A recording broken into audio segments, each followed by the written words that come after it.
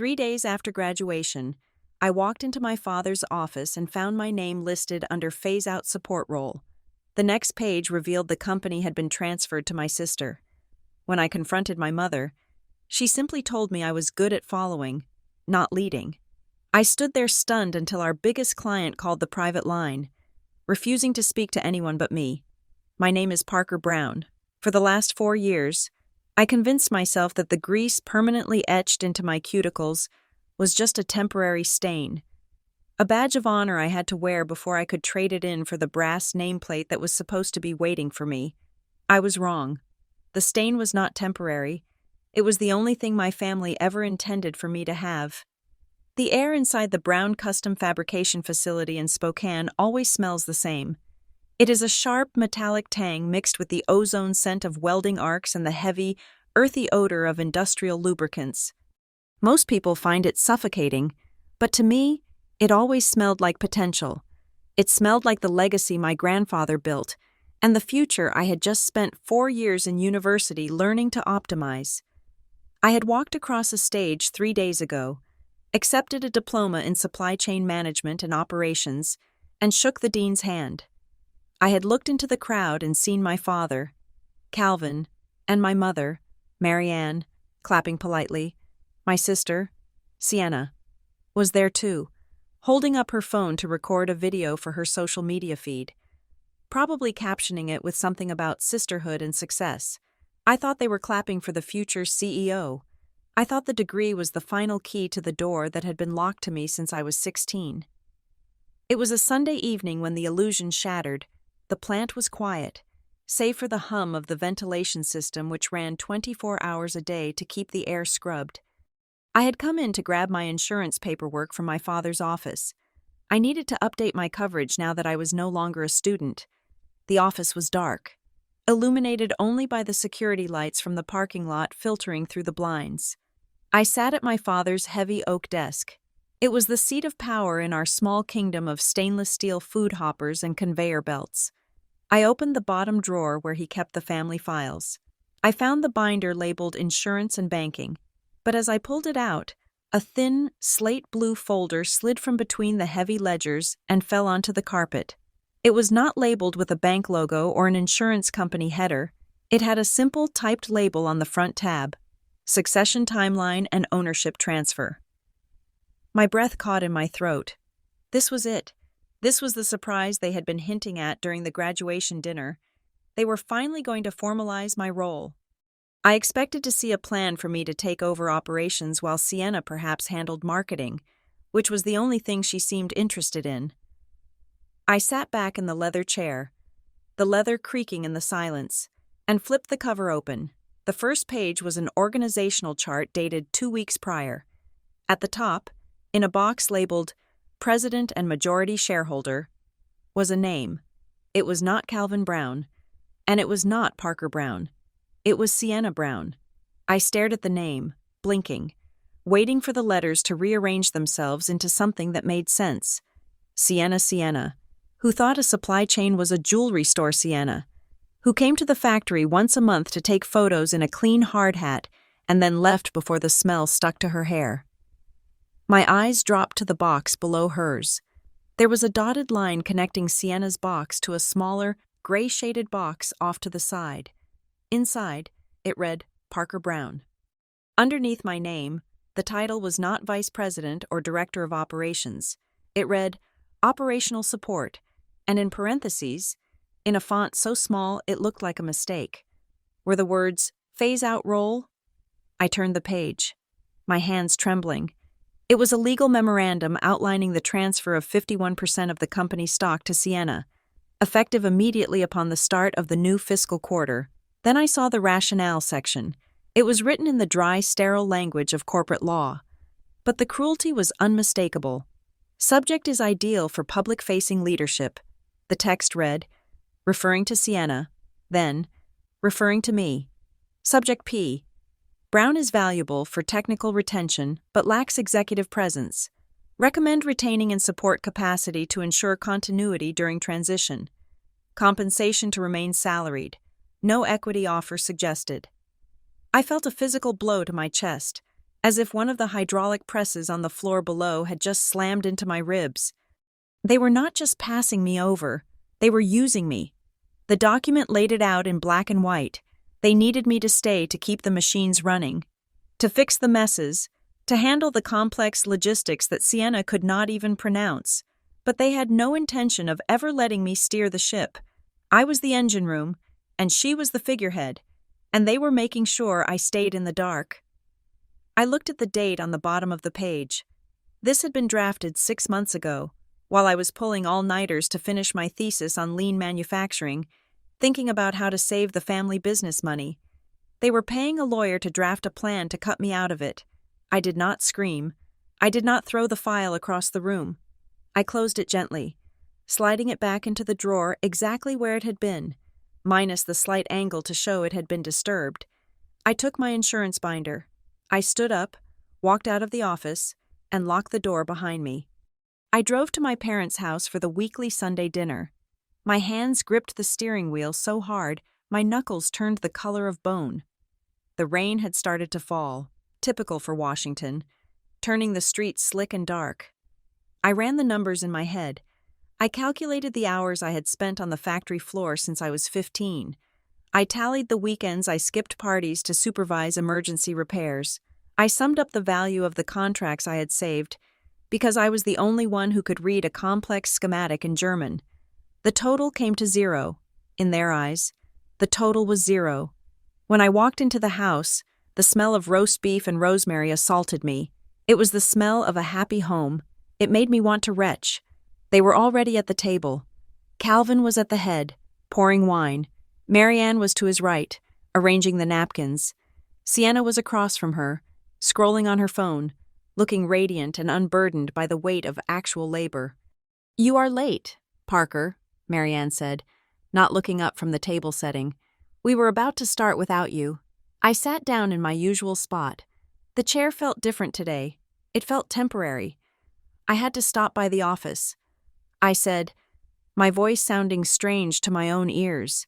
It was too calm, too flat. Calvin looked up, his smile tight. "On a Sunday. You work too hard. Kiddo, you need to learn to relax now that school is over." I looked at him, really looked at him. I saw the weakness in his jaw, the way his eyes darted away from mine. He knew. He had signed those papers.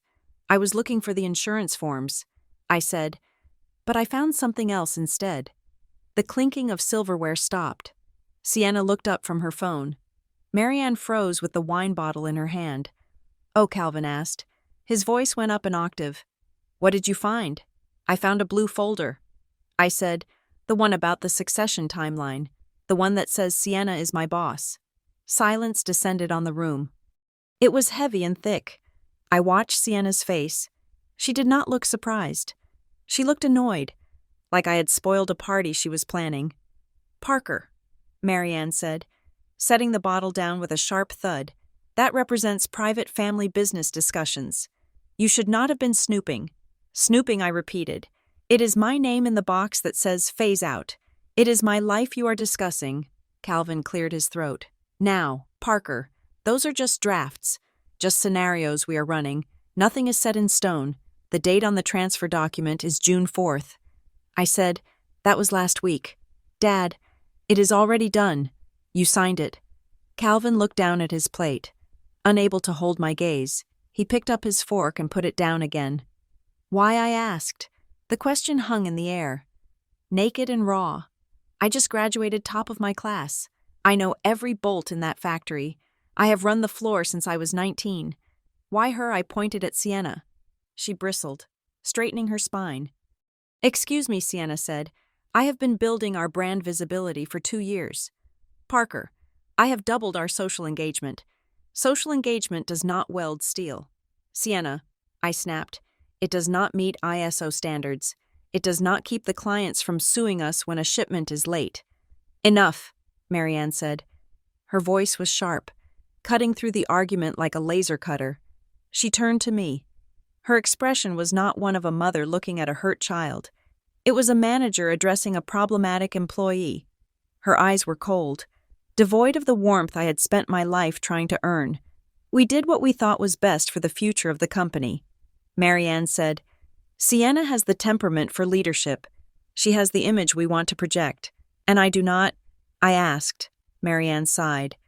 A long, weary sound that suggested I was being incredibly difficult by simply existing. Parker, she said. And then she delivered the sentence that would rewrite the architecture of my entire life. Parker, look at you. You are a worker. You are diligent. You are loyal. But you simply do not have the spark. She paused, taking a sip of wine before delivering the final blow. You are good at following. Parker, not leading. The words landed on the table between the roast beef and the potatoes.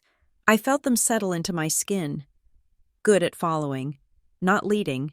It was not just an insult. It was a verdict. It was an explanation for every time they asked me to stay late while they went to dinner. Every time they asked me to fix a mistake Sienna made and gave me no credit. They did not see me as a daughter or a successor. They saw me as a piece of machinery. Useful, reliable, and totally incapable of being anything more than a tool. I looked at Calvin. He was still staring at his plate. Cowardice radiating off him in waves. He agreed with her, or he was too afraid of her to disagree. I felt a strange sensation in my chest. It was not the heat of anger anymore. It was something colder. It was the feeling of steel hardening, the feeling of a weld cooling and setting into a permanent bond. If that is what you think, I said quietly, then I suppose I should know my place. Good, Sienna said, picking up her fork. I am glad we can be adults about this. I have some great ideas for the office renovation I want to run by you. Parker, I will need you to handle the contractors while I am in Europe next month. I stared at her. The audacity was breathtaking. She was already delegating. Suddenly, a loud buzzing sound broke the tension. It was Calvin's phone sitting on the sideboard. He ignored it. It buzzed again, and again. Long, insistent vibrations that demanded attention. Calvin sighed and stood up to check it. He looked at the screen and his face went pale. The color drained out of him so fast, he looked like he might faint. Who is it? Marianne asked. It is Summit Foods, Calvin whispered. The room went deadly silent. Summit Foods was not just a client. They were the client. They accounted for 40% of our revenue. They were the whale that kept the lights on. On a Sunday night, Marianne asked, her composure slipping. Calvin swiped the screen to answer. He put the phone to his ear, his hand shaking slightly. Hello? This is Calvin. He listened. I watched his eyes widen. I watched him swallow hard. Yes, I understand the urgency, he stammered. I can have our president. Sienna, look into it immediately. She is right here. He paused, listening to the voice on the other end. I could hear the tinny, angry cadence of a man shouting, though I could not make out the words. Calvin winced. He looked at Sienna. Then he looked at Marianne. Finally, his eyes drifted to me. There was panic in them. Pure, unadulterated panic. He lowered the phone from his ear and covered the microphone with his hand. They have a line down at the packaging plant in Idaho, Calvin hissed. The main conveyor drive shaft sheared off. They are losing $50,000 an hour. Tell them I will handle it, Sienna said. Sitting up straighter, I will call the maintenance team. Calvin shook his head violently. No, he says he does not want to talk to management. He says the last time he talked to management, he was sent the wrong spec sheet. He says he wants to talk to the girl who fixed the thermal variance issue last winter. Calvin said he asked for Parker. Specifically, he said if he does not speak to the technical lead he trusts in the next 5 minutes. He is triggering the penalty clause in the contract and calling our competitor. Every eye in the room turned to me. Sienna looked offended. Marianne looked furious. Calvin looked desperate. I sat there, my hands folded in my lap. The silence stretched out. 1 second, 2 seconds, 3 seconds. Give me the phone. Parker, Marianne commanded. You need to talk to him. Save the account. I looked at the phone in my father's hand. Then I looked at the file folder sitting on the table, the one that said, phase out. I did not reach for the phone. I took a slow sip of my water. Parker, Calvin pleaded, please, I am just a follower. Dad, I said, my voice smooth and level. I am not good at leading conversations with major clients. That sounds like a job for the president. The buzzing of the angry voice on the other end of the line filled the room. Parker Marianne snapped. Stop this petulance immediately. Talk to him. I looked at my mother.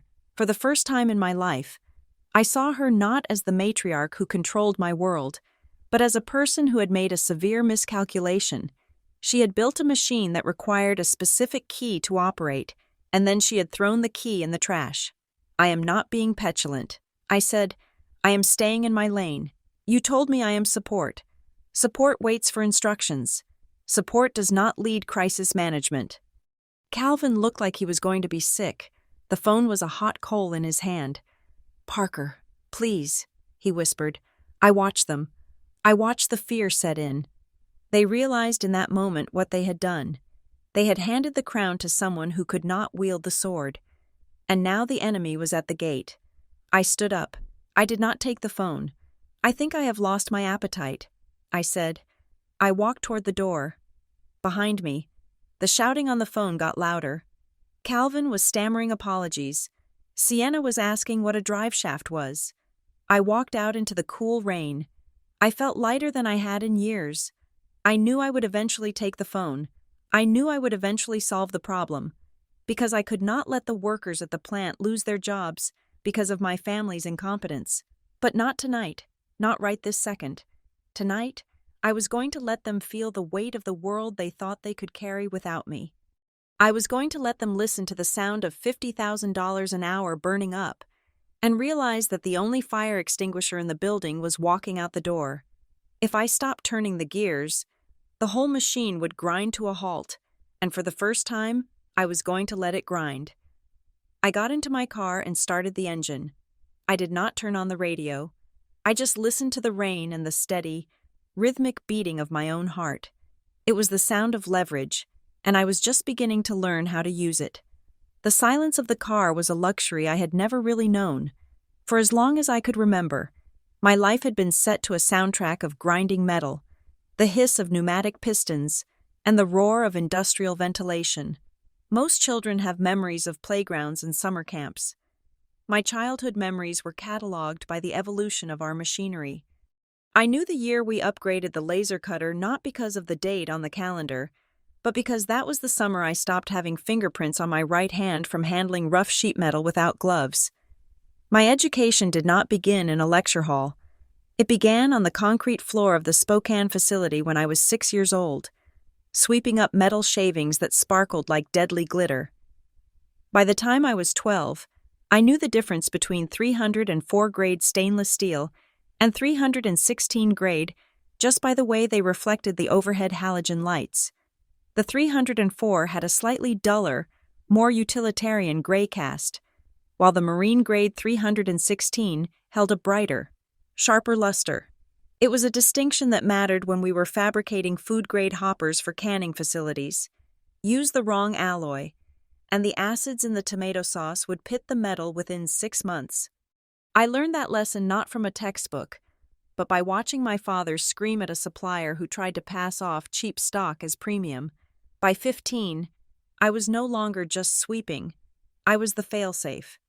I remember a Tuesday in November. I was a sophomore in high school.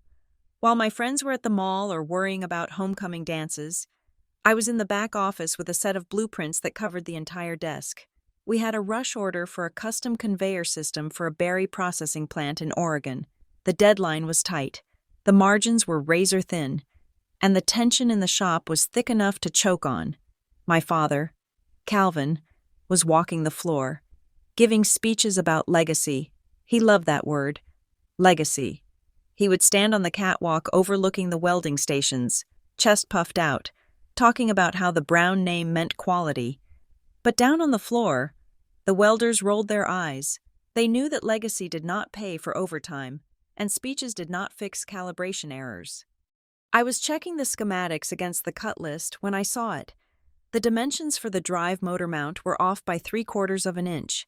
It does not sound like much, but in a precision assembly line, 3/4 of an inch is the difference between a functional machine and a pile of scrap metal. If the welders followed the plan, the motor would not align with the drive shaft. The vibration would shear the bolts within a week of operation. I walked out onto the floor, dodging a forklift.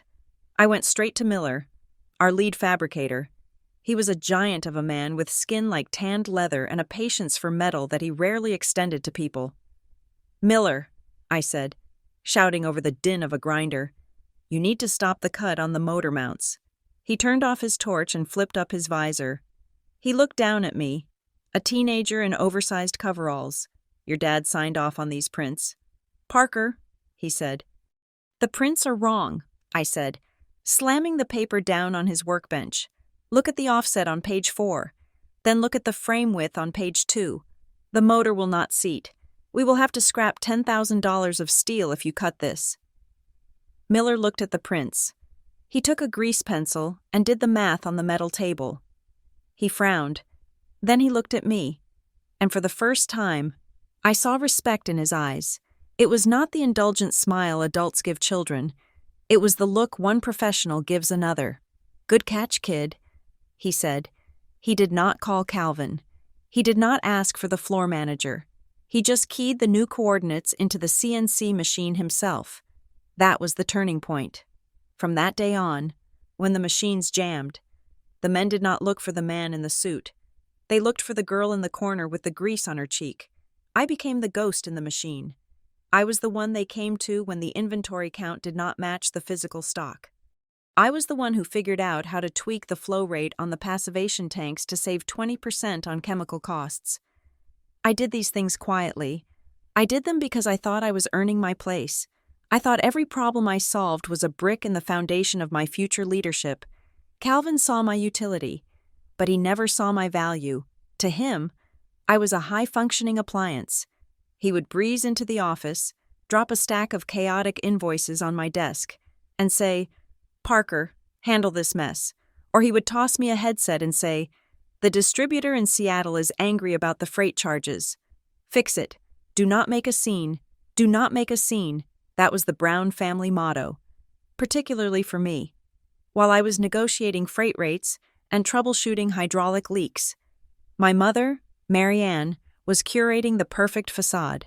For Mary Ann, the factory was not a place of production, it was a stage set. She obsessed over the branding, the website color palette, and the annual charity gala. She wanted the world to see a sleek, modern enterprise, not a gritty workshop. And then there was Sienna. Sienna was the golden child, the one who inherited Mary Ann's poise and Calvin's talent for taking credit. She would drift into the factory once a month, usually when we had a high-profile client touring the facility. She would wear a pristine white hard hat that looked like it had never seen a day of work, and a customized safety vest that had been tailored to fit her waist. I remember one afternoon vividly. We were courting a contract with a national bakery chain. The executives were walking through the plant, and Mary Ann had orchestrated the whole thing. Sienna was at the front of the group, smiling, pointing at the machines like a tour guide at a museum. "This is our automated bending cell," Sienna said, her voice bright and confident. "It increases our throughput by 50%. She had memorized the line from a brochure I wrote. One of the executives, a sharp-eyed woman with gray hair, stopped and pointed at a stack of raw material. "What grade of steel are you running for the high-heat ovens?" she asked Sienna. Sienna froze. The smile did not waver, but her eyes went blank. She had no idea. She did not know steel grades. She did not know heat tolerances. To her, it was all just shiny metal. There was a pause, a heartbeat of awkward silence where the illusion threatened to crack. I was standing 10 feet away, holding a clipboard, covered in dust from the polishing room. I stepped forward. "We utilize 309 grade stainless for all high-heat applications," I said, keeping my voice level. "It offers superior oxidation resistance up to 1900 degrees Fahrenheit. Standard 304 would degrade too quickly under your operating conditions." The executive turned to me. She looked at my dirty hands, my tied-back hair, and the calm certainty in my voice. She nodded. "Exactly," she said. "That is what I wanted to hear." Sienna let out a breathy laugh. Recovering instantly. Yes, Parker is our technical support, she said, diminishing me with a wave of her manicured hand. She loves the details. Technical support. Even then, they were categorizing me. I was the mechanic who kept the car running so they could drive it to the party. I swallowed the resentment. I told myself it was temporary. I told myself that once I had the degree, once I had the official credentials, they would have to invite me to the boardroom. I convinced myself that my exclusion was just a matter of age and qualification, so I went to university. I did not go to party or to find myself. I went to confirm what I already suspected, that our factory was rotting from the inside out. I studied supply chain management and operations not for the theory, but for the diagnosis. I wrote my term papers on our inventory turnover rates. I did my capstone project on optimizing our shop floor layout to reduce material handling time. I saw the inefficiencies everywhere. The way we scheduled maintenance was reactive, not preventive, costing us thousands in downtime. The way we handled purchasing was archaic, relying on handshake deals rather than data-driven forecasting. I spent 4 years building a roadmap in my head. I had a vision for a modern, lean, efficient company that could dominate the market for the next 20 years. I came home every summer and every winter break and worked. I implemented a new digital tracking system for the warehouse during my junior year. I trained the staff on it. Marianne complained that the barcode scanners were ugly, but Calvin stopped complaining when inventory shrinkage dropped by 15%. They never said thank you. They just expected it. It was Parker doing what Parker does. Then came graduation, the finish line. I stood on that stage and felt a profound sense of relief. I thought, finally, now the apprenticeship is over. Now the partnership begins. I returned to the factory 3 days ago, the diploma still fresh in its frame. I walked in expecting a meeting. I expected a strategy session. I expected my father to sit me down and say, "Okay, you have the education, you have the experience. Let us look at your plan for the future." Instead, when I walked in, the receptionist just pointed to the back. "Your dad is looking for you," she said. "The compressor in the paint booth is acting up again." That was it. No welcome back, no promotion, just a broken compressor and the assumption that I would go fix it. I went to the paint booth, I fixed the compressor, I crawled on the floor in my good slacks and tightened the valve that was leaking. And as I lay there on the cold concrete, smelling the fumes of industrial solvent, I realized the truth. There was no finish line. There was no graduation in their eyes. To them, I was not a future leader. I was a wrench. You do not promote a wrench. You do not give a wrench equity. You keep it in the toolbox until something breaks, and then you grab it, use it, and throw it back in the dark until you need it again. They did not fear my incompetence.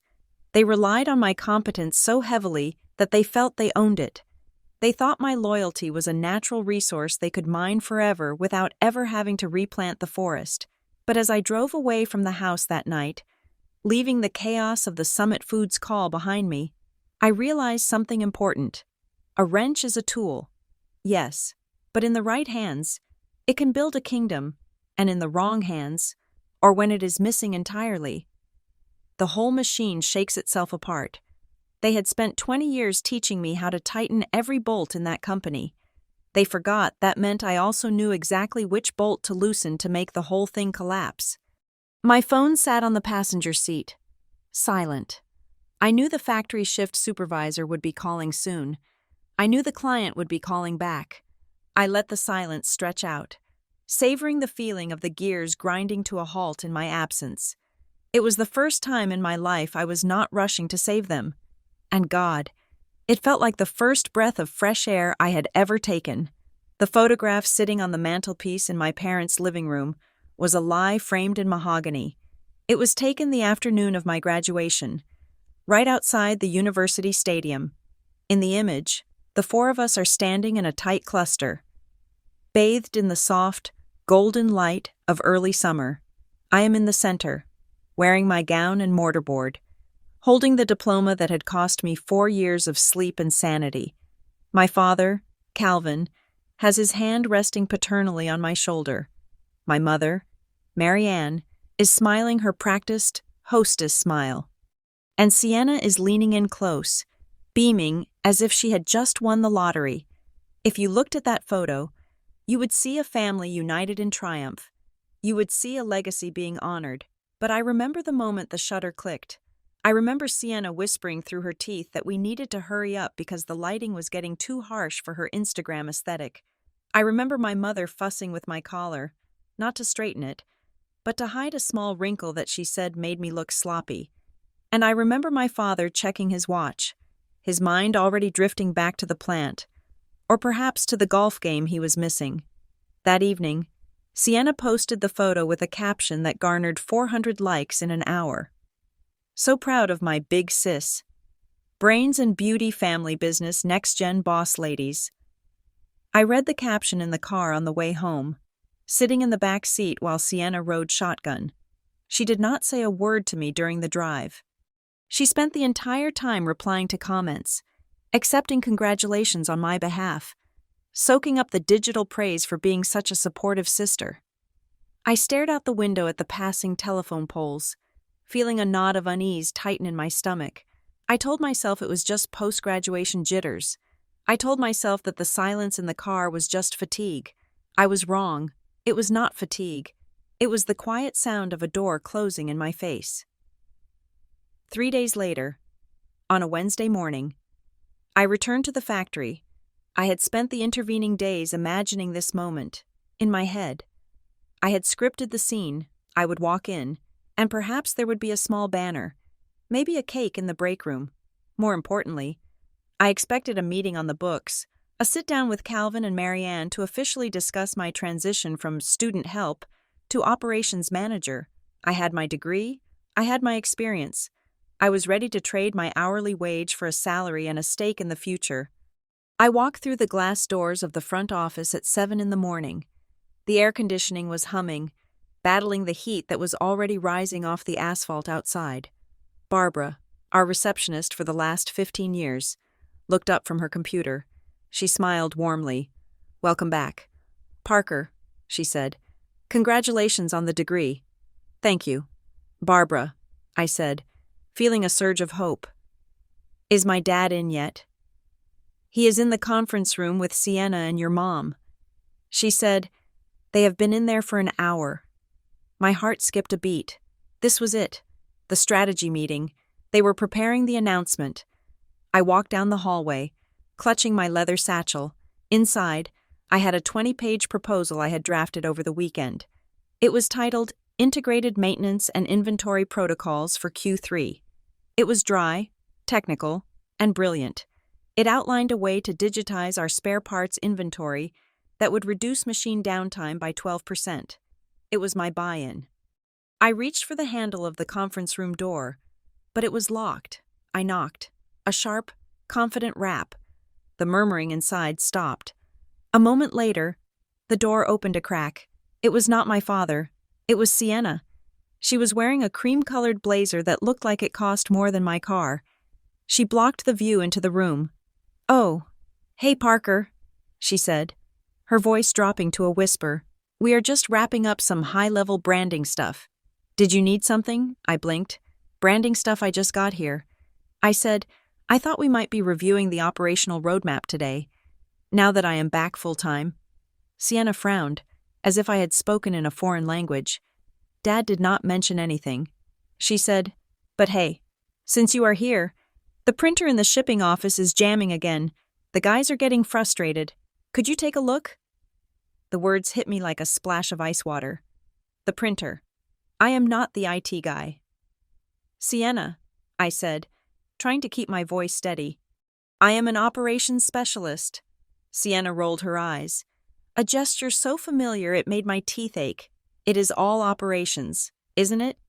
Just be a team player. Parker, we will catch up later." She closed the door. I heard the lock click. I stood in the hallway for a full minute, staring at the wood grain. I felt a flush of humiliation creep up my neck. I turned around and walked to the shipping office. I fixed the printer. It was a paper jam caused by cheap stock. I pulled out the crumpled paper, my hands shaking with a rage I could not name, and tossed it in the trash. That afternoon, I finally cornered Calvin in his office. He was looking at a stack of invoices, rubbing his temples. "Dad," I said, sitting down without waiting for an invitation, "we need to talk." He looked up, his eyes weary. "Can it wait?" "Parker, the steel supplier, is hiking prices again." I placed my proposal on his desk.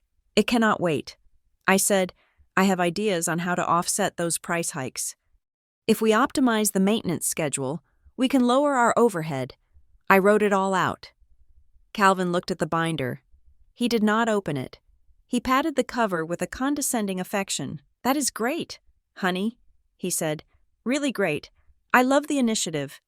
But real-world business is different from what they teach in books. I have been working here for 10 years. Dad," I said, "this is not from a book. This is from watching our profit margin bleed out because we do not track our consumables." Marianne walked in then, carrying a tablet. She looked at me, then at the binder. "Parker, stop pestering your father," she said. "We are trying to finalize the website revamp. Sienna thinks we need a new section on modern leadership." I looked at Marianne. "I'm trying to save us money." "Mom," I said, "is that not modern leadership?" Marianne sighed. The sound of a martyr dealing with a stubborn child. "Innovation takes time." "Parker," she said, "you just got back. You need to settle in. Learn the ropes again. Do not try to change everything on day one. It is aggressive, and it makes the staff uncomfortable." Comfortable. The staff came to me to ask permission to use the bathroom because they were terrified of asking Calvin. "Fine," I said. I stood up. "I will just go check the inventory." "That is a good idea," Calvin said, visibly relieved. "Make sure we are stocked on abrasive pads." The pattern was set. Over the next 2 days, it became a suffocating routine. I would arrive with a plan. They would give me a chore. Sienna began to appear on the factory floor more often, but it was a performance art. She would walk in with a photographer she had hired for the social feeds.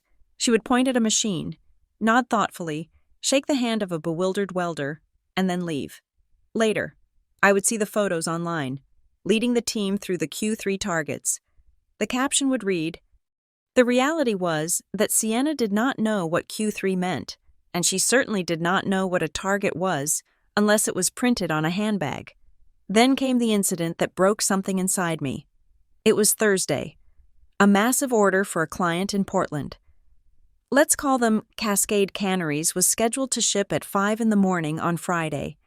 It was a complex order, custom fabricated chutes with a specific food-grade polish.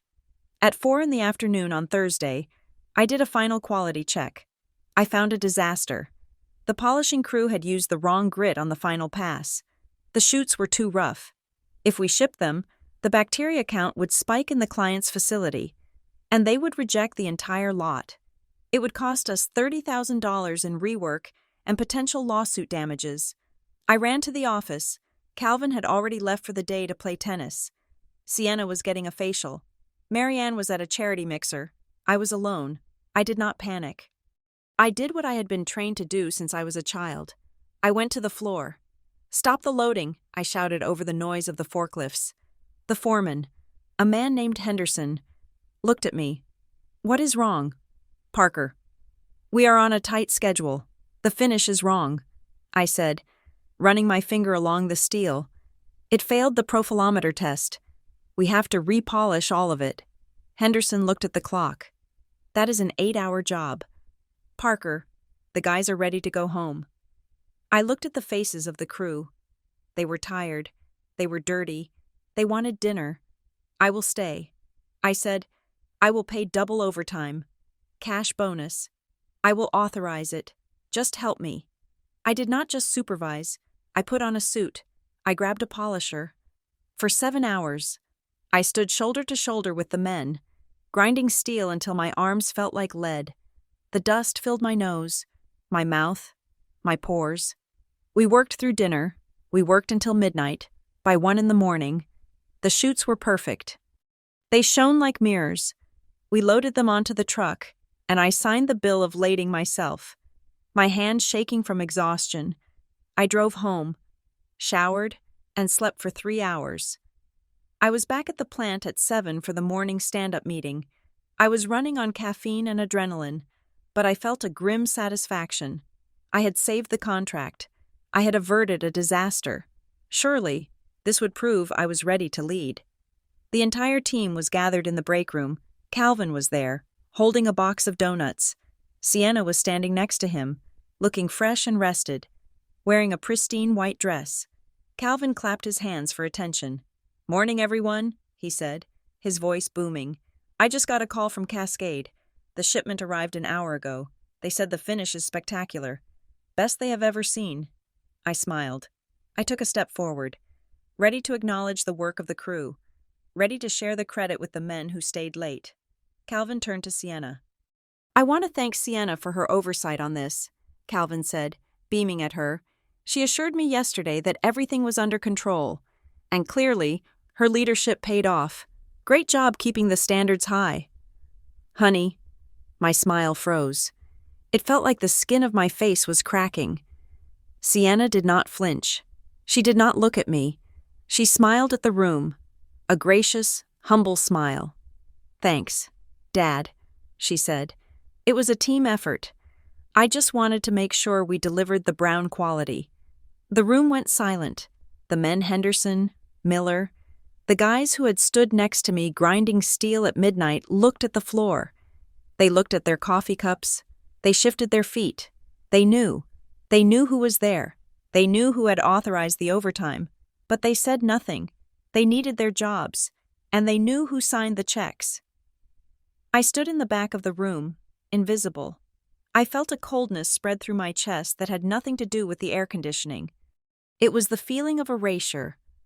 I am not here. I thought, to them, I am not a person. I am a mechanism. I am the automatic door that opens when they walk toward it. They do not thank the door. They just walk through. I did not scream. I did not storm out. I simply turned and walked back to my desk. I sat down and logged into the company server. I needed to see the production schedule for the next week.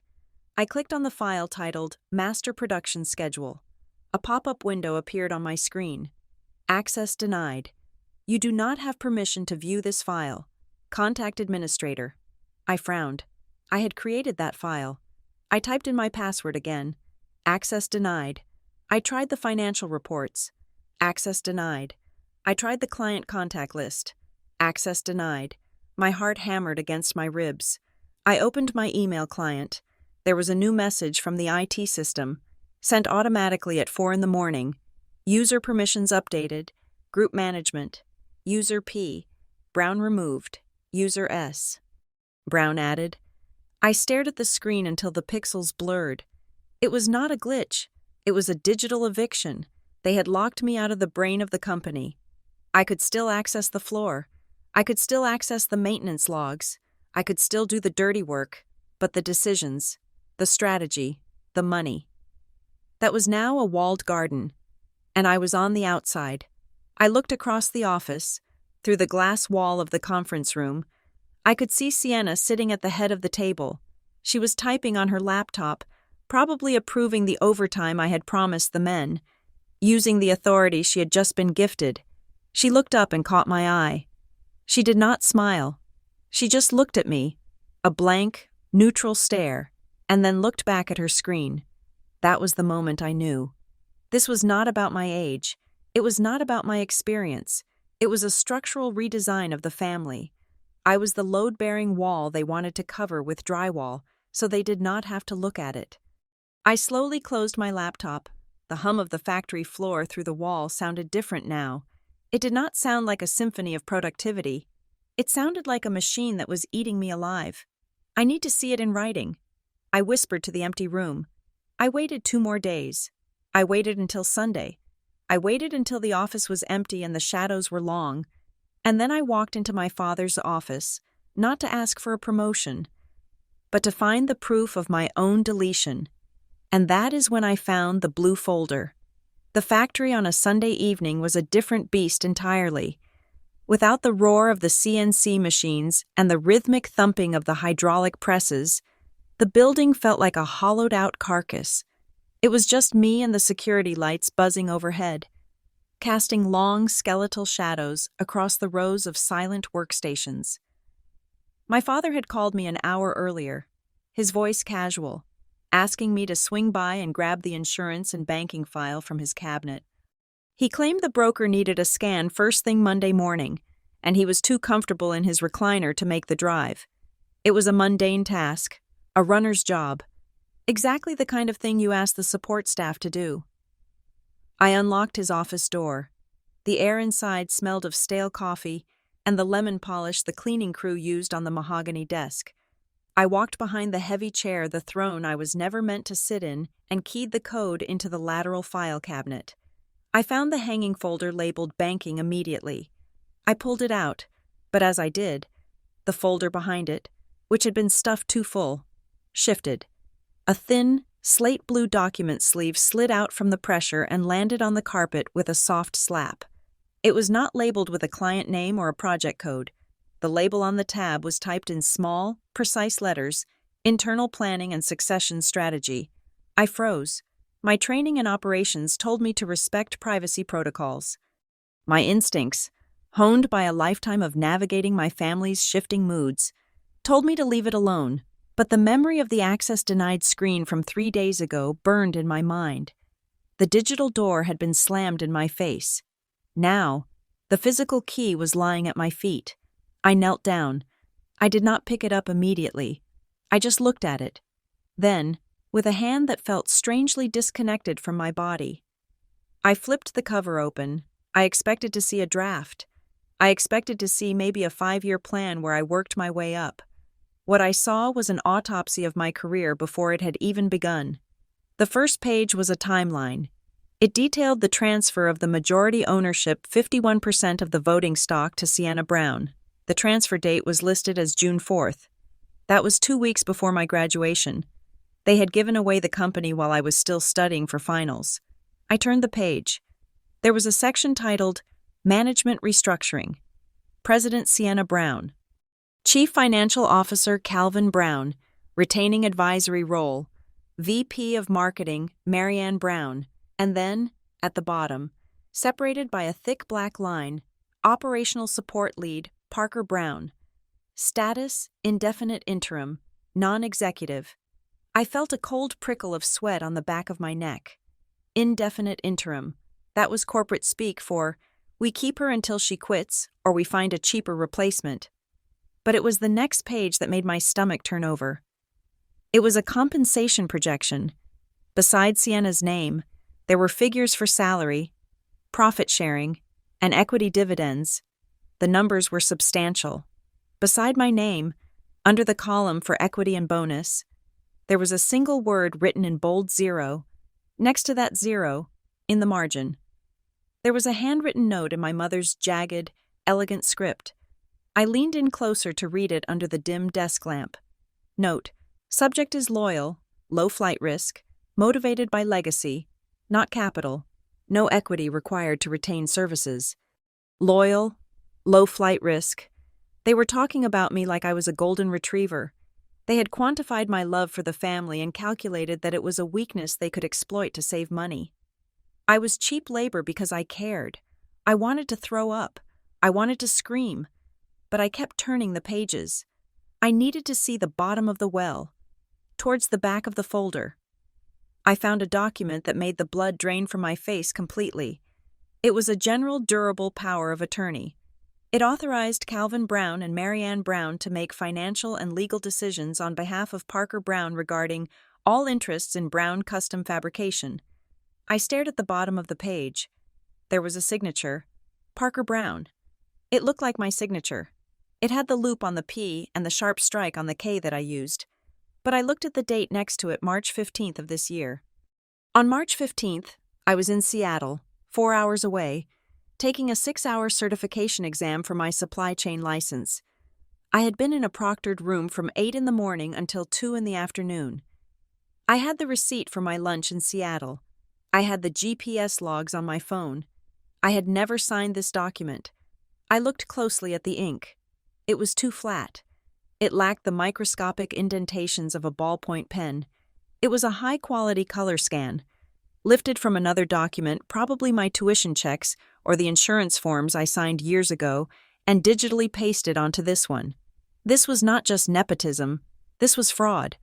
They had forged my signature to grant themselves power over my legal rights, likely to vote on my behalf during the stock transfer or to use my credit history to secure loans for the company.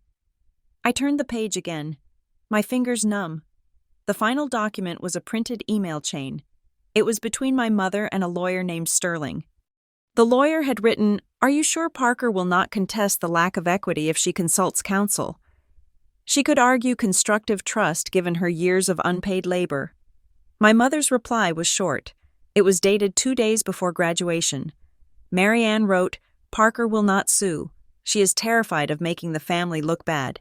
She values our reputation more than her own bank account. Proceed with the transfer. We need the asset protection in place before the end of the quarter." I closed the folder. I sat there on the floor for a long time. The silence of the factory was no longer empty. It was heavy, pressing down on me like deep water. They were right. The old Parker, the Parker they thought they knew, would never sue.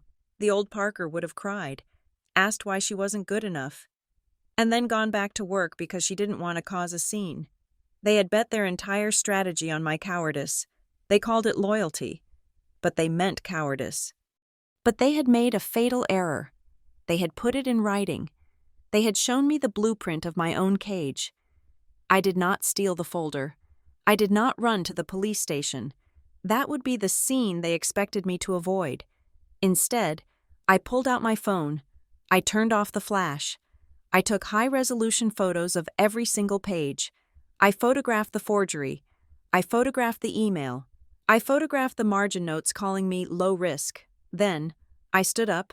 I slid the documents back into the blue sleeve. I placed the sleeve back into the drawer, wedged exactly behind the banking file where I had found it. I closed the drawer.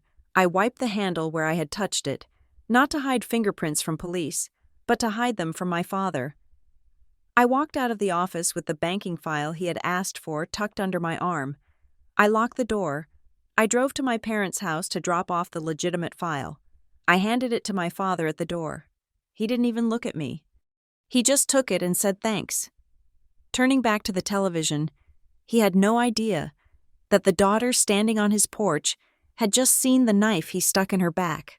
I drove home to my small apartment. I did not sleep, not for 1 minute. I lay in bed, staring at the ceiling, while the digital images on my phone burned in my pocket. I replayed every memory of the last 10 years. Every time they asked me to sign a blank form to save time, every time they said, "We are doing this for the family," it was all a lie. I wasn't a partner in training. I was a battery. They were draining me to power Sienna's glow. By 4 a.m, the tears had stopped. I felt a strange, terrifying calm settle over me. It was the calm of a decision made. They thought I was low risk. They thought I was a support role. Fine, I would be exactly that. I would support the system exactly as written. I would do precisely what my job description said, and not 1 millimeter more. I would stop catching the falling glass. I would stop listening for the engine knocks. I would stop being the invisible glue that held their incompetence together. The sun came up, painting the sky a bruised purple. I showered, dressed in my work clothes, and drank my coffee black. I drove to the factory. I walked in at 7 sharp. As I passed the break room, I heard the distinctive hiss of a pneumatic leak coming from the main compressor line. It was a small sound, easy to miss, if left unchecked. It would blow a seal within 48 hours and shut down the main line for a day. Yesterday, I would have dropped my bag, grabbed a wrench, and fixed it before the shift started. I would have saved them $10,000 in lost production time without anyone ever knowing. Today, I paused. I listened to the hiss. I looked at my job description in my mind: operational support. Duties execute assigned tasks. Assigning repairs was the plant manager's job. And according to the new org chart, the plant manager reported to the president. I stepped over the hose.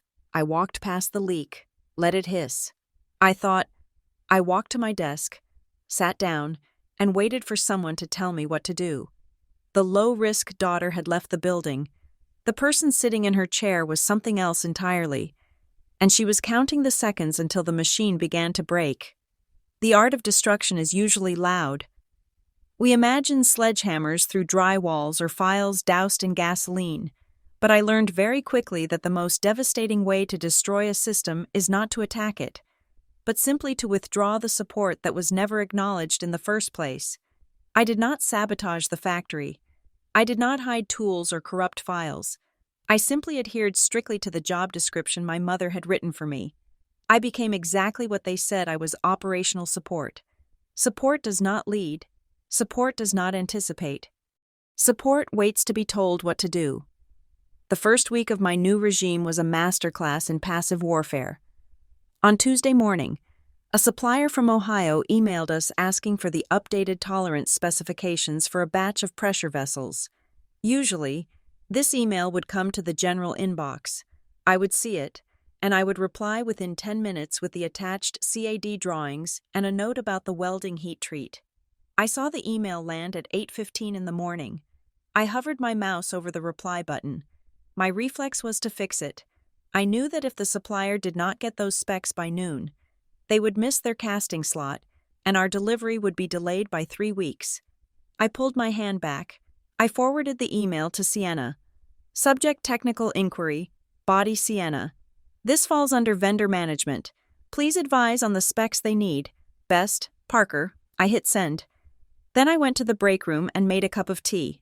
At 10 o'clock, Sienna walked by my desk. She looked harried.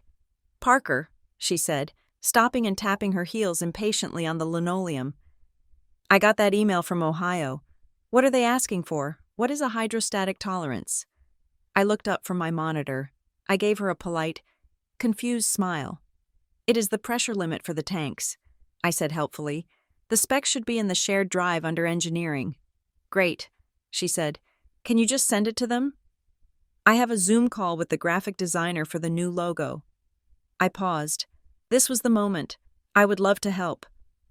Sienna, I said, my voice dripping with regret. But Dad, I mean. The advisor asked me to reorganize the physical filing cabinets today. I really need to focus on that. You know how much Mom hates clutter. Sienna frowned. She looked at the email on her phone, then at me. Fine, she snapped. I will find it. She marched off. 2 hours later, I saw her scrolling frantically through a folder on the server that I knew was empty because I had moved those files to the archive 2 years ago. I did not tell her. She was the president. Presidents should know where their engineering data lives. The supplier missed the casting slot. We received a notification of delay at 4 o'clock. Calvin came storming out of his office. Why is the Ohio order delayed? He bellowed. Sienna looked down at her desk. They were slow to respond. She lied. I kept typing. I did not correct her. I did not jump in to say I could call the plant manager's cell phone and beg for a favor. I just let the delay sit there, a 3-week anchor dragging down the quarterly projection. The nights were the hardest, for 10 years. My phone had been a hotline. If a second shift supervisor had a question about a setup, they called Parker. If a client in a different time zone had a panic attack about a shipping date, they emailed Parker. On Wednesday night, at 9:30, my phone buzzed on the nightstand. It was the frantic vibration of an emergency. The screen lit up with the name of our biggest logistics partner. I reached out in the dark. My thumb hovered over the green button. I knew why they were calling. The trucks for the morning pickup needed the gate code, or the manifest was missing a signature. If I didn't answer, the trucks would sit at the dock for hours, racking up detention fees. I thought about the folder in the blue sleeve. I thought about the word 0 next to my bonus. I let it ring. It rang 4 times. Then it went to voicemail. They called again immediately. I flipped the phone face down. The next morning, I arrived at 8 o'clock, not 7:30, 8. The voicemail light on my desk phone was blinking furiously. There were 6 angry emails from the logistics company. They had waited 4 hours at the gate because the night watchman did not have the updated code. They were charging us $800 in waiting fees. Calvin was standing at my desk when I sat down. "Where were you last night?" he asked. His face was red. Transport Logistics called me at midnight. Me. I had to get out of bed to find the gate code. I looked at him calmly. I was asleep. Dad, I said, I work 8 to 5. I am support staff. Support staff does not have an on-call stipend in their contract. He sputtered. Since when do you care about a contract? We are family. Since I found out how much you value my loyalty, I thought, I am just trying to maintain a healthy work-life balance, I said, quoting a phrase Marianne had used in a magazine interview about her management style a month ago. Mom always says we need boundaries. He stared at me, mouth open. He couldn't argue with it without admitting that he expected me to work for free. He spun on his heel and stormed off, muttering about ungrateful children. The friction began to grind down the daily operations. Meetings became painful exercises in silence before. The weekly production meeting was a 40-minute affair where I listed the bottlenecks and provided 3 solutions for each. Now, we sat in the conference room. Sienna sat at the head of the table. Calvin sat to her right. I sat at the far end. Notebook closed. Okay, Sienna said, looking at a spreadsheet she clearly did not understand. It looks like waste in the cutting department is up 5%. Thoughts? She looked around the room. The department heads looked at me. They were used to Parker explaining that the waste was up because the nesting software needed an update, which I would have already scheduled. I examined my fingernails. Parker, Sienna asked, her voice tight. I looked up. It is a concerning trend. I agreed. I am sure the leadership team will figure out a strategy. Sienna waited for the but. She waited for the solution. I offered none. The silence stretched for 10 seconds, 20 seconds. It was heavy and awkward. Well, Calvin said finally, clearing his throat, let us just tell the boys to be more careful. I almost laughed. Be more careful. That was their strategy. Without me to translate the data into action, they were just throwing words at a wall. The hardest part was the guilt I felt toward the crew. These were men I had grown up with. Henderson, the floor foreman, cornered me near the loading dock on Friday. He looked tired. Parker, he said, keeping his voice low. The laser cutter is throwing a calibration error again. I tried to ask Sienna about the service contract, but she told me to submit a ticket. We do not have a ticketing system. I looked at Henderson. He had given me a birthday card every year since I was 12. I know, Henderson, I said softly. I am sorry. Just call the tech. Parker, he pleaded, like you always do. We are 2 days behind. I can't, I said. My throat felt tight. I do not have authorization to approve the service fee anymore. My spending limit was revoked. You have to get Calvin or Sienna to sign the work order. Henderson looked at me. He saw the pain in my eyes, but he also saw the resolve. He nodded slowly. He understood. He was a union man.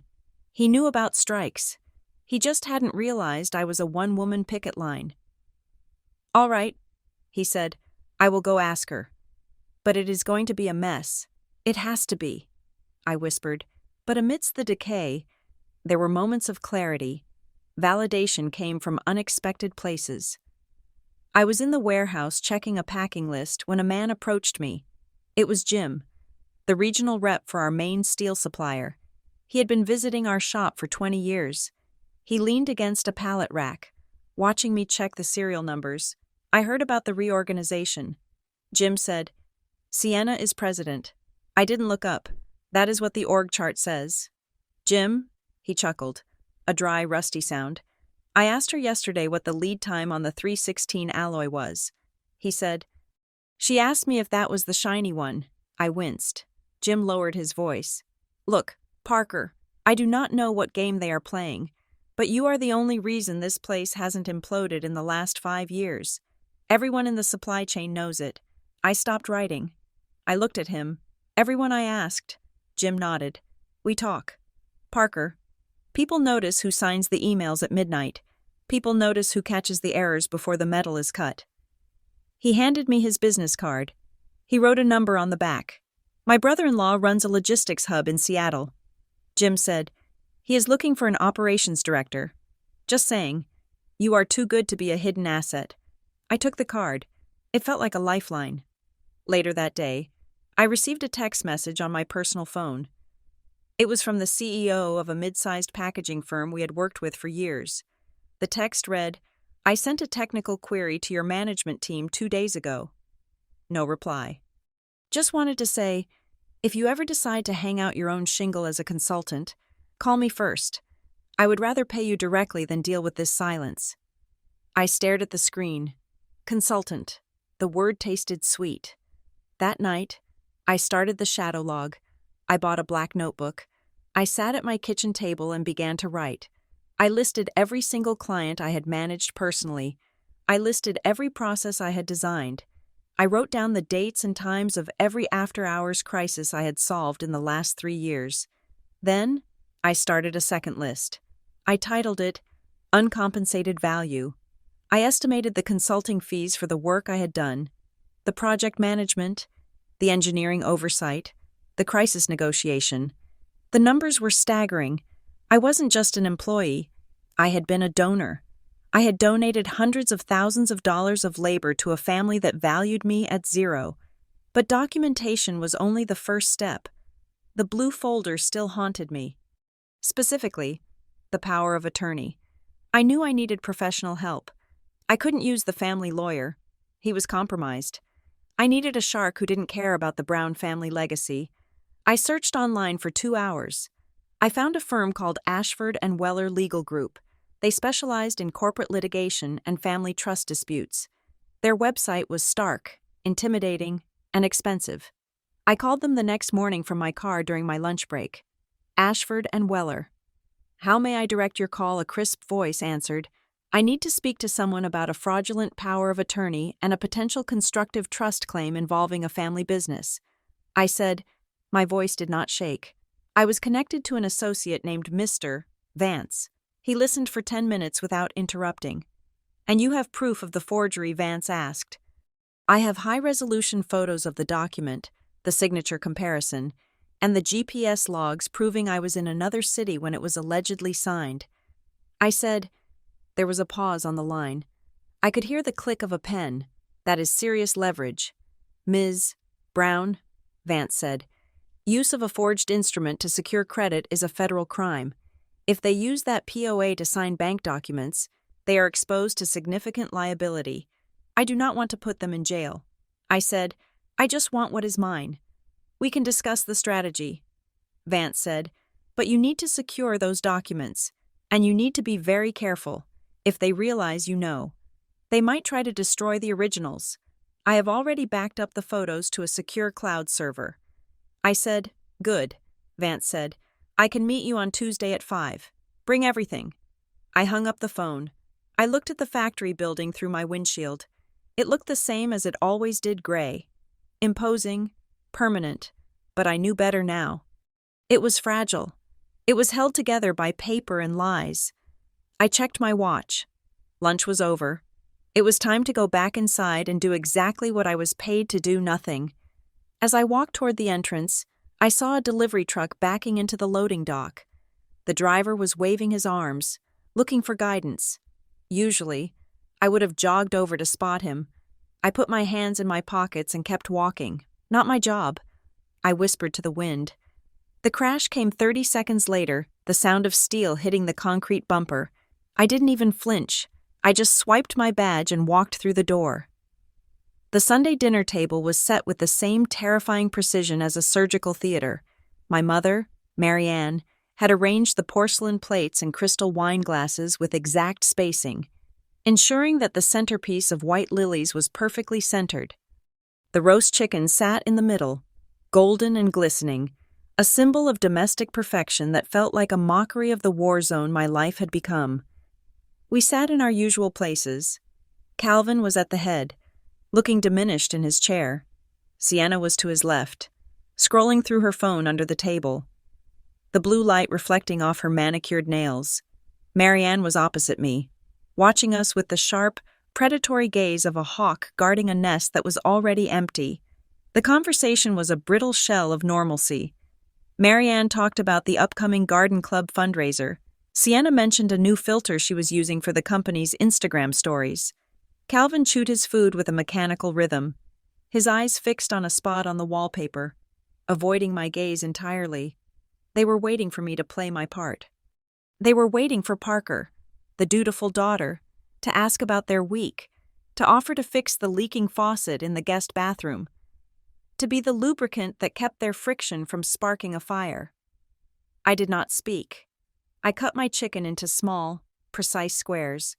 I took a sip of water. Then, I reached into my bag which was resting by my feet. I pulled out a single, staple-bound document. It was a color printout of the photos I had taken in Calvin's office. I had blown up the image of the succession timeline page so the text was legible from across the table. I placed it in the center of the table, right next to the gravy boat. The silence that followed was instant and absolute. It was the silence of a vacuum sealing shut.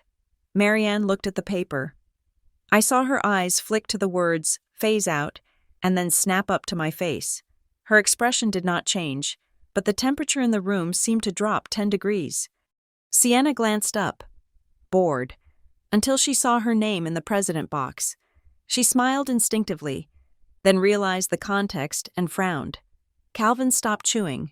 He put his fork down. It clattered against the china, a harsh sound that made everyone flinch. I kept my hands folded on the table. "Is this the real plan?" I asked. My voice was low, devoid of the tremor I felt in my chest. "Or is this just another test of my loyalty?" Marianne reached out and picked up the paper. She did not crumple it.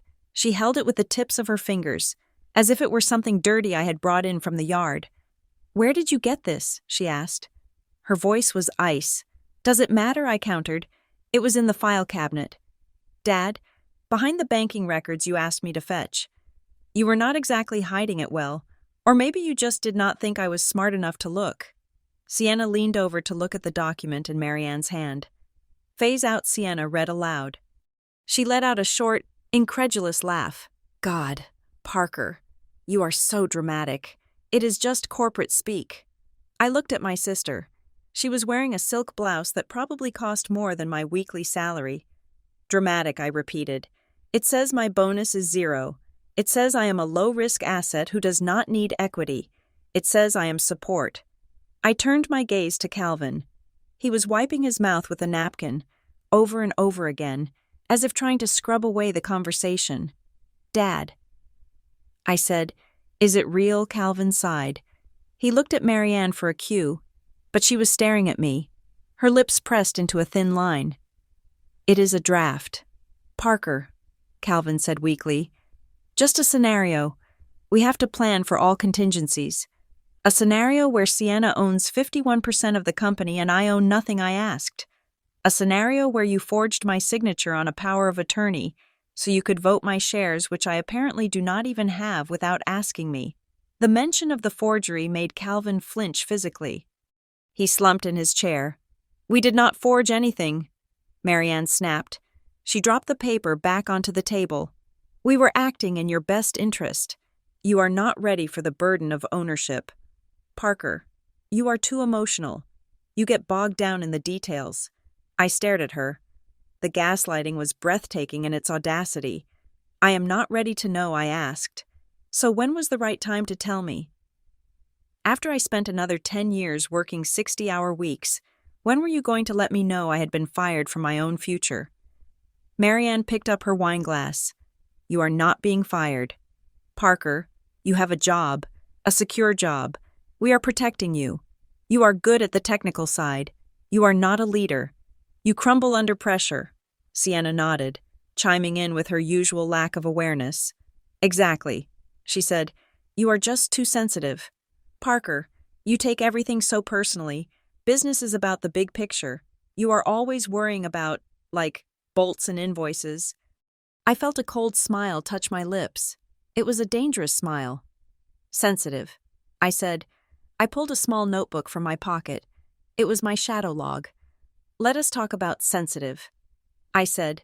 "Who answered the emergency call from the logistics hub at 11 at night last Tuesday?" Sienna blinked. "I do not know," she said. "Nobody did." I said, "Because I let it go to voicemail, and because nobody answered. The truck sat there for 6 hours. That cost us $800. I flipped a page. Who recalibrated the ISO standards for the welding robots on Thursday? I asked. Calvin looked up. The tech came in. He said, "No." I said, "The tech was booked." Usually, I would do it, but I didn't. So the line ran out of spec for 8 hours. That is $12,000 in wasted material. I looked at Sienna. "You are the president." "Sienna, why didn't you fix the robots? Why didn't you answer the phone?" Sienna flushed pink. "I cannot be everywhere at once," she protested. "I was in a meeting with the web designers. I closed the notebook. I am not sensitive." "Sienna, I am competent, and you are confusing my silence with stupidity. The only reason you have a big picture to look at is because I have been painting it for you, brushstroke by brushstroke, for 5 years." Marianne slammed her hand down on the table. The silverware jumped. "Enough," she shouted. "You are being incredibly selfish. Parker, we are a family. We do not keep score. You are trying to hold the company hostage because your ego is bruised." I looked at my mother. I saw the fear behind her anger. She was losing control, and it terrified her. "I am not holding anything hostage," I said calmly. "I am just following the plan. Your plan. You said I am support. Support waits for orders. I am waiting." Suddenly, a sound cut through the tension. It was a low, aggressive buzzing. It was Calvin's phone, sitting on the sideboard. He ignored it. It buzzed again, and again. It danced across the polished wood surface, vibrating with an angry intensity. Calvin closed his eyes. He looked like a man standing on the gallows. "Answer it, Calvin," Marianne hissed. "I can't," he whispered. "Why not?" I asked. He looked at me. His eyes were watery and defeated. "It is Summit Foods," he said, "the vice president of procurement." So Sienna said, taking a bite of a potato, "Just tell him we are handling the transition." Calvin shook his head. "He called me yesterday," Calvin said, his voice trembling. "He said the quality of the last shipment was unacceptable. He said the documentation was missing 3 compliance certificates." He looked at me. "Those are the certificates you usually file, Parker." I took a sip of water. "I am sure the president can figure out how to file a PDF." I said. Calvin swallowed hard. He said he is tired of talking to people who do not know the difference between a flow valve and a drain cock. He said he wants a technical review meeting tomorrow morning at 8 sharp. Calvin paused. The phone was still buzzing. He said if the person he trusts is not in that room, he is invoking the termination clause. He is pulling the contract. The room went dead silent. Summit Foods was the spine of our business. If they left, the company would collapse within 3 months. Sienna stopped eating. She looked at Calvin, then at the phone. "He is bluffing," she said. Her voice was shrill. "We are the only vendor in the state who can handle their volume. They would not leave us over some paperwork. It is a negotiation tactic." I looked at my sister. "Is it?" I asked. I leaned forward. "If they trust the brand so much." "Sienna, why are they not asking for you? You are the face of the company. You are the leader. Why is the biggest client we have threatening to walk away unless they talk to the support staff?" Sienna opened her mouth to argue, but no words came out. The reality of the situation was crashing down on her. She realized that her title was a crown made of paper, and it was starting to rain. Marianne turned on me. Her face was twisted with a mixture of fury and desperation. "This is your fault," she spat. "You did this on purpose. You sabotaged the filings. You want to see us fail so you can say, 'I told you so.' You are willing to destroy your father's legacy just to prove a point." I stood up. My chair scraped loudly against the hardwood floor. I did not sabotage anything. "Mother," I said, "I did exactly what you paid me to do. Nothing." I looked at the folder on the table. "You built a system that runs on my blood," I said, "and then you wrote a document saying my blood was free. All I did was stop bleeding. If the patient dies, that is not murder. That is just natural causes." The phone on the sideboard finally stopped ringing. The silence that followed was louder than the buzzing had been. "Parker," Calvin said, "please, we can fix this. We can talk about the equity." I looked at him. I saw the desperation, but I also remembered the note. Low flight risk. It is too late for talk. Dad, I said, you have a meeting tomorrow at 8. I suggest you spend the night teaching Sienna how to read a schematic, because I won't be there. I am not going to let you ruin us, Marianne shouted, standing up. You are an ungrateful, spiteful child. I picked up my bag. I am not ungrateful. I said, I am just phased out. I turned my back on them. I walked out of the dining room, past the family photos in the hallway where I was always standing in the back, past the living room where we used to open Christmas presents. I walked out the front door into the cool night air. I heard Marianne shouting my name from the doorway. But I did not turn around. I got into my car. My hands were shaking, not from fear, but from the adrenaline of finally cutting the cord. I looked at the dashboard clock. It was 8:30. I had 12 hours until the meeting at Summit Foods. I knew exactly what was going to happen. Calvin would panic. Sienna would freeze. Marianne would try to bully the client. And the client would walk. Unless... I took a deep breath. I was done saving the family. But I wasn't done with the industry, and I certainly wasn't done with the client who had just asked for me by name. I put the car in gear. I wasn't going home to sleep. I had a lot of work to do. But for the first time in my life, I was working for myself. Monday morning broke with a silence that felt heavy and strange. For the first time in 6 years, my alarm did not go off at 5:30. There was no rush to beat the traffic on the interstate, no mental checklist of production schedules running through my head, and no knot of anxiety in my stomach about what crisis awaited me at the loading dock. I sat at my small kitchen table, wrapped in a bathrobe, watching the steam rise from my coffee cup. The sun was casting long, pale rectangles of light across the linoleum floor. It was a workday. The world was turning. The machines at Brown Custom Fabrication were undoubtedly humming or grinding, but I was not there to hear them. Instead of a wrench or a clipboard, my weapon of choice this morning was a laptop. I opened a blank document. At the top, I typed a header in bold. Sans serif font retrospective scope of services and liability assessment. I began to type. I did not type with anger. I typed with the cold. Clinical precision of an auditor. I listed every role I had filled in the last 3 years. Item 1. Lead Technical Liaison for Key Accounts, including Summit Foods and Cascade Canneries. Item 2. ISO 9001. Compliance Officer, responsible for all audit preparation and documentation. Item 3. After Hours, Logistics Coordinator. Item 4. Interim Maintenance Supervisor. I cross-referenced these roles with the average market salary for each position in the Spokane area.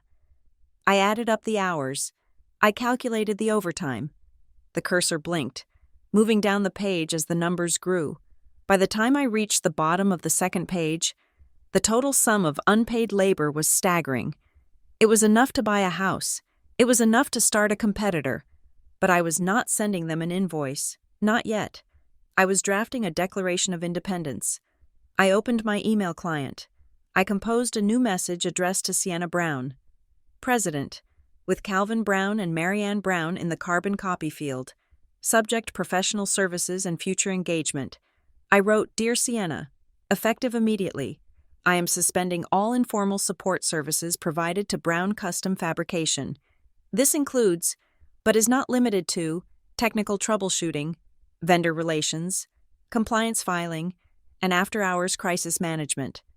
Any future engagement of my services will require a formal consulting agreement. My rate is $200 per hour, with a 4-hour minimum per call-out. I have attached a draft contract for your legal team to review. Until this contract is signed and a retainer of $5,000 is deposited, I will not be responding to work-related inquiries. Regards, Parker Brown. I hit send. The response came 12 minutes later.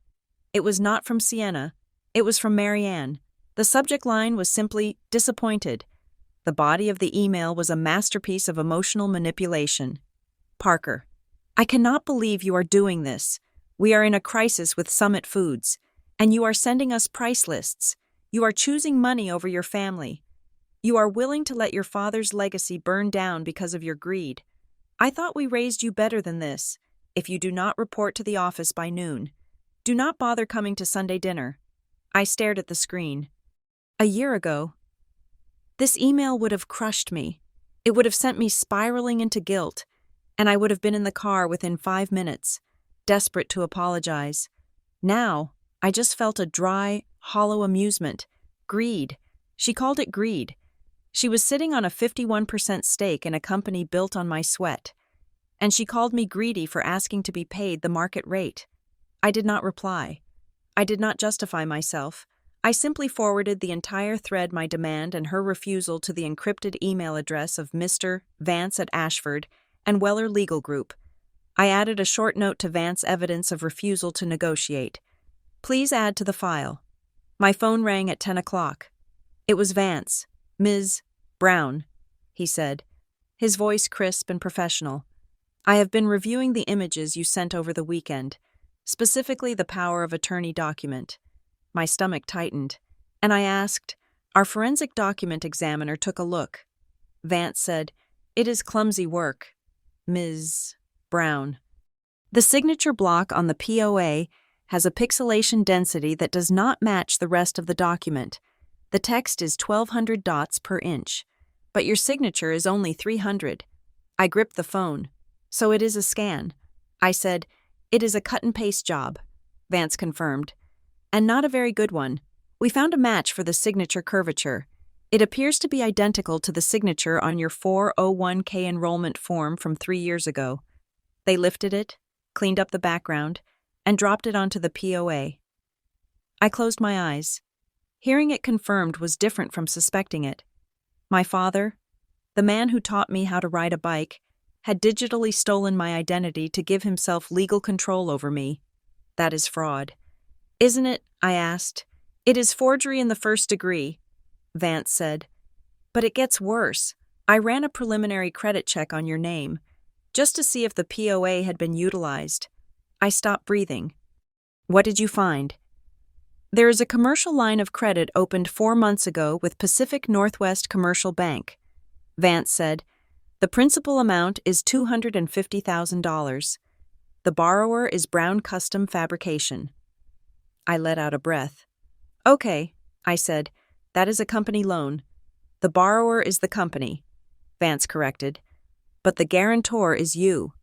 The room seemed to tilt sideways. "Me," I whispered. "They used the forged POA to sign you on as the personal guarantor." Vance said, "They leveraged your personal credit score, which is excellent. By the way, to secure the loan, if the company defaults, or if Sienna drives it into the ground, the bank comes after you. They come after your car, your savings, your future assets." I felt a wave of nausea. This was not just about the succession. This was financial human sacrifice. They knew the company was shaky. They knew Sienna was a risk, so they insulated themselves. They put the noose around my neck so that if the floor dropped out, I would be the one who hanged. They mortgaged me. I said, my voice trembling with a rage so cold it felt like ice in my veins. "Yes," Vance said, "and that gives us significant leverage. This is no longer a family dispute. This is bank fraud." "What do we do?" I asked. "I can file a police report," Vance said. "We can have your father and mother arrested by this evening." I looked out the window. I saw a bird landing on the feeder I had hung up last spring. I thought about my father's face at dinner. I thought about the humiliation. "No," I said, "not yet. I do not want them in handcuffs. I want them in a corner." I took a deep breath. "Draft a demand letter." I said, "I want a full internal audit. I want certified copies of every document signed with that POA. I want a complete timeline of the ownership transfer, and I want the bank notified that the guarantee is contested due to fraud. But send it to my parents first. Give them 24 hours to release me from the loan and dissolve the POA before we go to the authorities." "You are being generous," Vance noted. "I am not being generous, Mr. Vance. I am being strategic. If they go to jail, the company collapses, and the assets I might be entitled to become worthless. I want the company to survive long enough to pay me what I am owed." "Very well," Vance said. I will have the courier deliver the package by 2 o'clock. I hung up. I sat there, feeling the weight of the betrayal. They had not just overlooked me, they had actively, legally entrapped me.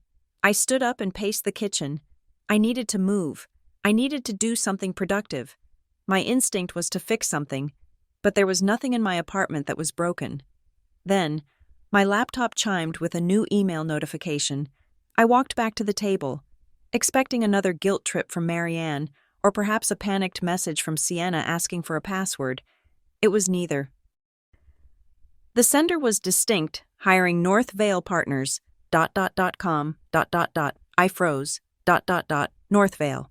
Process Partners was not a local fabrication shop, They were a premier operations consultancy based in Seattle, They handled the biggest supply chain contracts in the Pacific Northwest. They were the people we called when we were out of our depth. They were the gold standard. I opened the email. Dear Ms. Brown, my name is David Chen. Wait. No. I corrected myself immediately. The name in the email was David Ross. Dear Ms. Brown, my name is David Ross, senior partner at Northvale. We have been monitoring the output quality coming from the Spokane region for some time. We recently worked with a logistics hub that mentioned your name as the primary point of contact for complex resolution.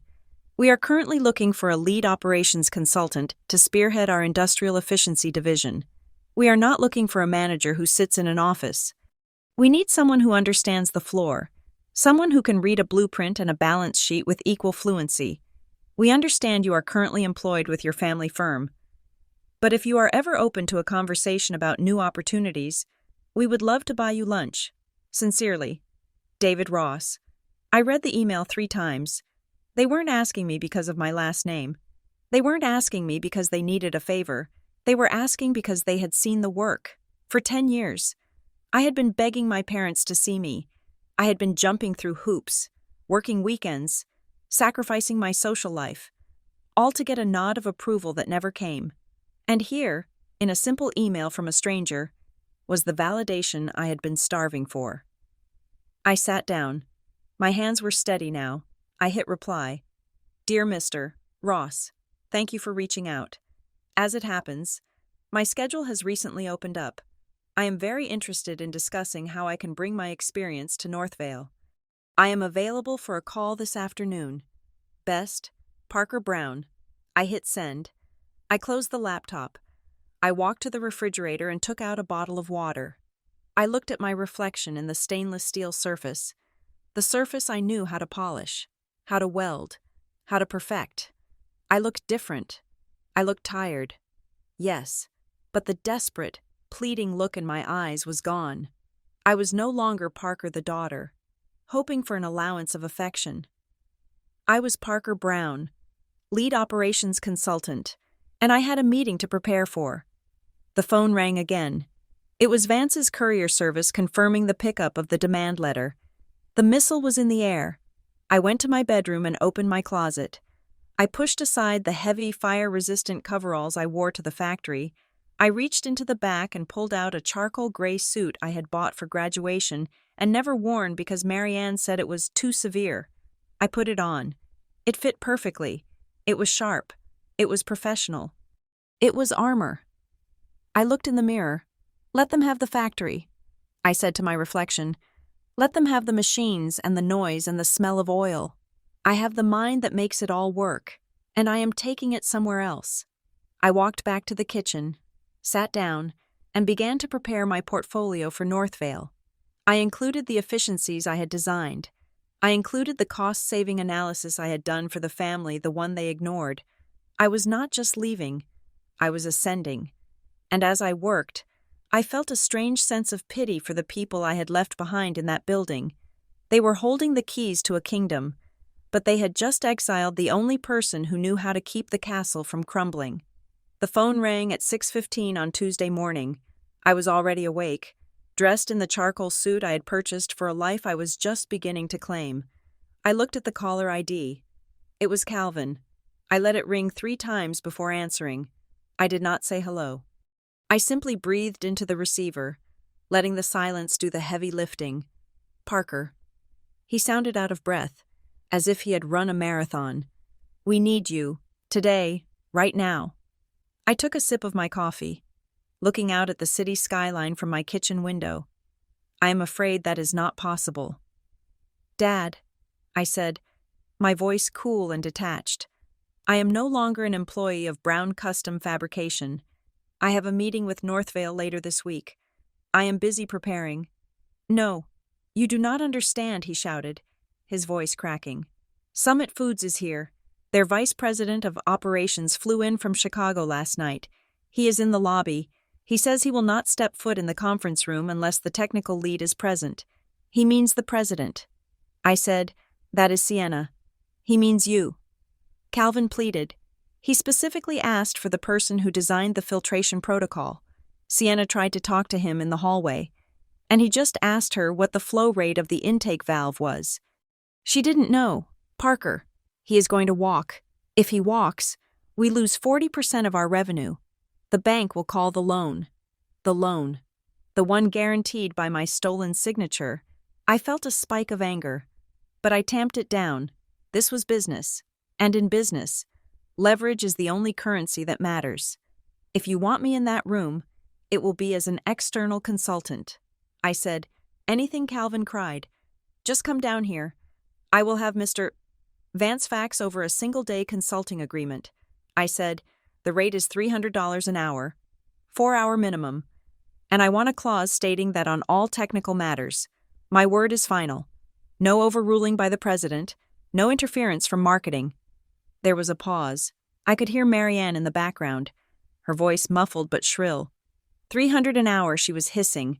"That is extortion. She is doing this to humiliate us." I waited. "Fine," Calvin said, his voice defeated. "Send it. Just get here." I hung up. I called Vance's office and told his paralegal to send the standard emergency retainer agreement.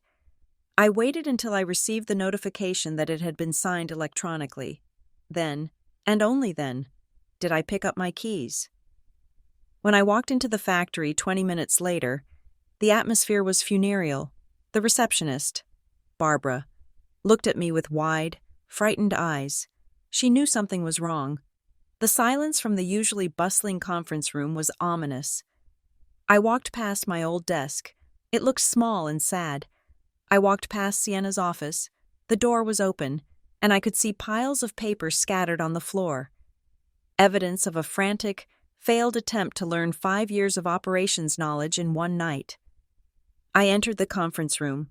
The air was thick with tension. Calvin sat at the foot of the table, wiping sweat from his forehead. Marianne sat next to him, her posture rigid, her lips pressed into a thin, white line. Sienna was at the head of the table, looking like a deer caught in the headlights of a semi-truck, and sitting across from them was Marcus Sterling, the VP from Summit Foods. He was a man of 60, with steel-gray hair and eyes that had seen every excuse in the manufacturing book. He was tapping a gold pen against the mahogany table, a rhythmic, impatient sound. He stopped when I walked in. He looked at my suit. He looked at the briefcase in my hand. He stood up. "Ms. Brown," he said, extending his hand. "Thank you for joining us." "Mr. Sterling," I said, shaking his hand firmly. "I apologize for the delay. I was attending to other business." I sat down. I did not sit next to my family. I sat next to Sterling. On the client side of the table, it was a subtle physical shift, but the message was clear. I was not here to defend them. I was here to solve the problem. "Let us get started," Sterling said, sitting back down. He ignored Sienna completely. "As I was explaining to your president, we have found inconsistencies in the traceability logs for the last 3 shipments." Sienna cleared her throat. "As I said, Mr. Sterling, we are transitioning to a new digital platform, and there might be some data migration glitches." Sterling held up a hand. He did not even look at her. "It is not a glitch, Ms. Brown. It is a gap. We are missing the heat treatment verifications for the subassemblies. If the FDA audits us tomorrow, we cannot prove that your tanks are sterile. That is a recall risk I cannot accept." He turned to me. "Parker, You signed off on the Q2 audit. You know our requirements. Why are the Q3 logs empty? I opened my briefcase and pulled out a clean notepad. The Q3 logs are not empty. Mr. Sterling, I said calmly. They were completed and filed on the internal server before I transitioned out of my previous role. However, the data was likely not forwarded to your quality assurance portal. Why not? Sterling asked. Because the person responsible for forwarding them did not know where they were stored, I said, glancing briefly at Sienna. Sienna flushed a deep, blotchy red. We have the files, she snapped. I wanted to verify them personally before sending them. Sterling looked at her with cold amusement. You verify heat treatment logs? He asked.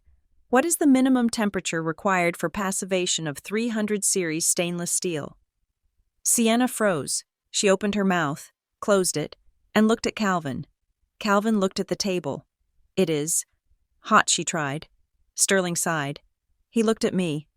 1100 degrees for 30 minutes, followed by an air cool. I said, but for your specific application, we run it at 1200 to ensure the chromium oxide layer is fully restored. Sterling nodded. Exactly, he said. He leaned forward, clasping his hands. Here is the situation, he said, addressing the room but looking only at me. We are launching a new product line in 2 months. We need a partner who can guarantee zero downtime. We need a partner who understands the engineering, not just the sales pitch. He pulled a folder from his briefcase. I have a contract extension here, he said. It is worth $2 million over the next year. Calvin let out a small, audible gasp. Marianne sat up straighter, her eyes gleaming with the reflection of the money she thought was about to save them. But Sterling continued, his voice hardening, I am not signing it with this management team. The room went deadly quiet. Mr. Sterling, Marianne began, her voice trembling with indignation. We have been your partners for 20 years. My husband built this. Your husband is not the one who caught the alloy defect last winter. Sterling cut in. Your daughter did. Your husband is not the one who rerouted the logistics during the snowstorm to keep our line running. Your daughter did. He slid the contract across the table toward me. I will sign this extension on one condition, Sterling said. Parker retains full, unchecked authority over all technical and quality assurance decisions for our account. I want a direct line, no middlemen, no presidents. If Parker says the line stops, the line stops. If Parker says a batch is bad, it is scrapped. Sienna looked like she had been slapped. That undermines my authority. She protested. I am the owner. You are a shareholder, Sterling corrected her coldly. Parker is the expert. Do you want the contract, or do you want the title? Sienna looked at the contract. $2 million. It was enough to cover the loan they had taken out in my name. It was enough to keep the charade going for another year. Fine, she whispered. Sterling uncapped his pen. He looked at me. There is one more thing. Parker, he said. He reached into his jacket pocket and pulled out a folded piece of paper. It was a printout of an email. I was confused when I didn't hear back from you in January, he said. I frowned. January, I asked. Sterling nodded. I sent an email to your work address. He said, I copied your father. I offered you a position as our regional quality director. It came with a partnership track and a starting salary double what I assume you were making here. I felt the blood drain from my face. I never received that email. I said quietly. Sterling looked at Calvin. Then he looked at Marianne. I see, he said. The server returned a red receipt. It was opened, and then it was deleted. I turned my head slowly to look at my mother. She was not looking at me. She was looking at the wall. Her jaw set in that familiar, stubborn line she used when she decided reality did not apply to her. You blocked it, I whispered. The words felt like broken glass in my throat. Marianne turned to me. Her eyes were hard, devoid of shame. We needed you here, she said. Her voice was steady, terrifyingly practical. You were not ready to leave. You would have failed out there. We were protecting you from making a mistake. Protecting me, I asked, or protecting your free labor? It does not matter, she snapped. You are here now. We are a family. We do what is best for the collective. I looked at Sterling. He was watching the exchange with a look of profound disgust. He understood. He saw the dynamic for what it was. It wasn't a business. It was a cannibalistic organism. And I was the food source. I stood up. I walked to the window and looked out at the parking lot. I needed a moment to keep from screaming. They had stolen my money. They had stolen my credit. And now I knew they had stolen my career opportunities. They had actively sabotaged my escape attempts to keep me chained to the machine. I turned back to the table. I will agree to the condition. I said. My voice sounded strange hollow, but unbreakable. I will manage the technical account for Summit Foods, but here are my terms. I pointed to the contract. 1. All communication regarding this account goes through a private server that I control. Sienna does not have access. Marianne does not have access. 2. I continued. I bill the account directly. My consulting fee comes off the top of the invoice before the funds touch the company account. 3. I said, looking directly at Calvin, you will provide Mr. Sterling with a notarized letter today, acknowledging that I am an external consultant and carry no liability for the company's debts or previous mismanagement. Calvin looked at Marianne. She looked ready to explode, but she looked at the contract, and she looked at Sterling's unyielding face. Agreed. Calvin whispered. Sterling signed the paper. He slid it to me. I signed it. The meeting was over. Sienna stood up and ran out of the room, likely to cry in her office or post a vague, victimized quote on social media. Calvin and Marianne sat there, looking at the $2 million contract as if it were a bomb. I walked Sterling to his car. The morning sun was bright. Blindingly so. I am sorry about the ambush. Mr. Sterling, I said. He stopped at his sedan and turned to me. Do not apologize for being the smartest person in the room. Parker, he said. He opened his door, then paused. You know, the offer still stands, he said. Not the job I offered in January. That position is filled. But I know people. He lowered his voice. If you decide to leave this place, and frankly, after what I just saw, you should burn the bridge and salt the earth, call me.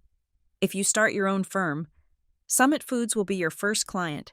I don't care what the name on the door is. I care that you are the one holding the keys. I looked at him. I might take you up on that. I said, sooner than you think. He nodded, got in his car, and drove away. I stood in the parking lot for a long time. I had won. I had humiliated Sienna, neutralized my mother, and secured a revenue stream that they couldn't touch. But as I walked back toward the building to collect my things, I didn't feel triumphant. I felt a cold, clear resolve. They thought I had saved them. They thought the money from Summit Foods would fix the hole in the ship. They were wrong. I hadn't fixed the hole. I had just built a life raft for myself. And when the time came, I was going to unhook it and paddle away, leaving them to bail out the water with their bare hands. I walked back into the office. I passed Marianne in the hallway. You think you are so smart, she hissed, clutching her tablet. But you still need us. You are nothing without the family name. I stopped. I looked at her, really looked at her, and saw a small, frightened woman standing in a building she didn't understand. The name is Brown Custom Fabrication. Mother, I said softly. I pointed to the exit. I am just Parker now. And that is becoming expensive for you. I walked out the door, my heels clicking on the asphalt, the sound of a meter running that they could no longer afford to pay. The office of Ashford and Weller was everything Brown Custom Fabrication was not. It was silent, smelled of expensive leather and conditioned air, and operated on a foundation of absolute, ruthless transparency. I sat across from Vance on a Wednesday afternoon, the day after I had saved the Summit Foods contract. The adrenaline of that victory had faded, replaced by the grim determination of an autopsy surgeon. We were no longer looking for a heartbeat.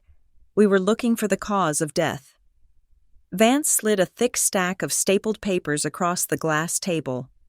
We got the internal audit logs you requested, Vance said, and we found something interesting in the corporate restructuring file. It turns out, your sister's sudden elevation to president was not just about nepotism, it was a shield maneuver. I picked up the document. It was a timeline of debt obligations, a shield against what I asked, against a lawsuit. Vance said. He pointed to an entry dated 5 years ago.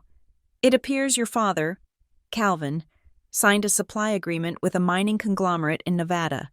Vance explained. He guaranteed a volume of high-grade steel that your facility could not actually produce at that price point. It was a handshake deal that went sour.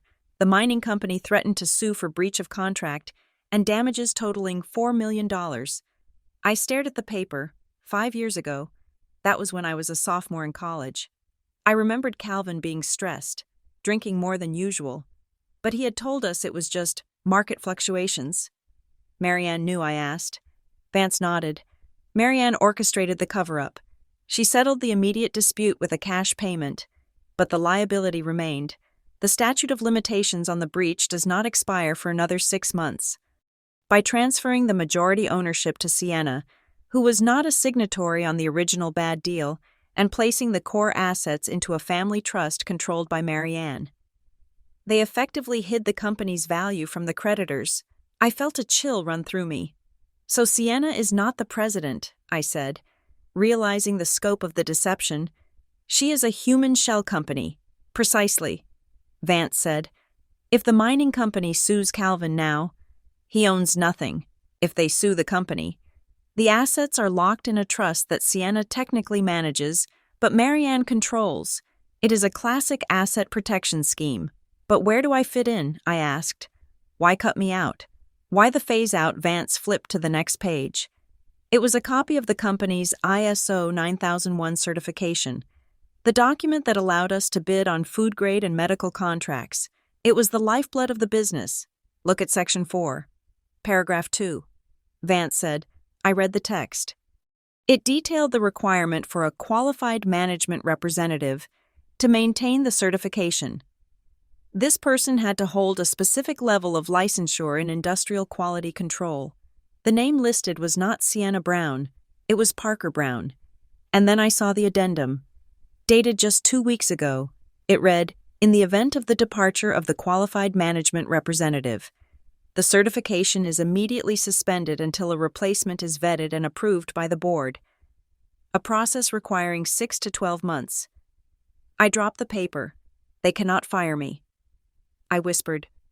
No, Vance said. If they fire you, or if you resign officially, the ISO certification lapses. If that lapses, the Summit Foods contract is voided, along with every other major client you have. They need your name on the license to keep the doors open. It was a trap, a perfect, diabolical trap. They wanted me out of the room, out of the decision-making, and out of the equity pool. But they needed my ghost to haunt the machine. They wanted to keep me in a support role, not because they valued my work, but because my mere existence as an employee kept the certification valid. I was not a partner. I was a hostage, who was also the key to the handcuffs. They wanted to keep me by shadow. I said, they wanted to erase me and use me at the same time. It explained everything.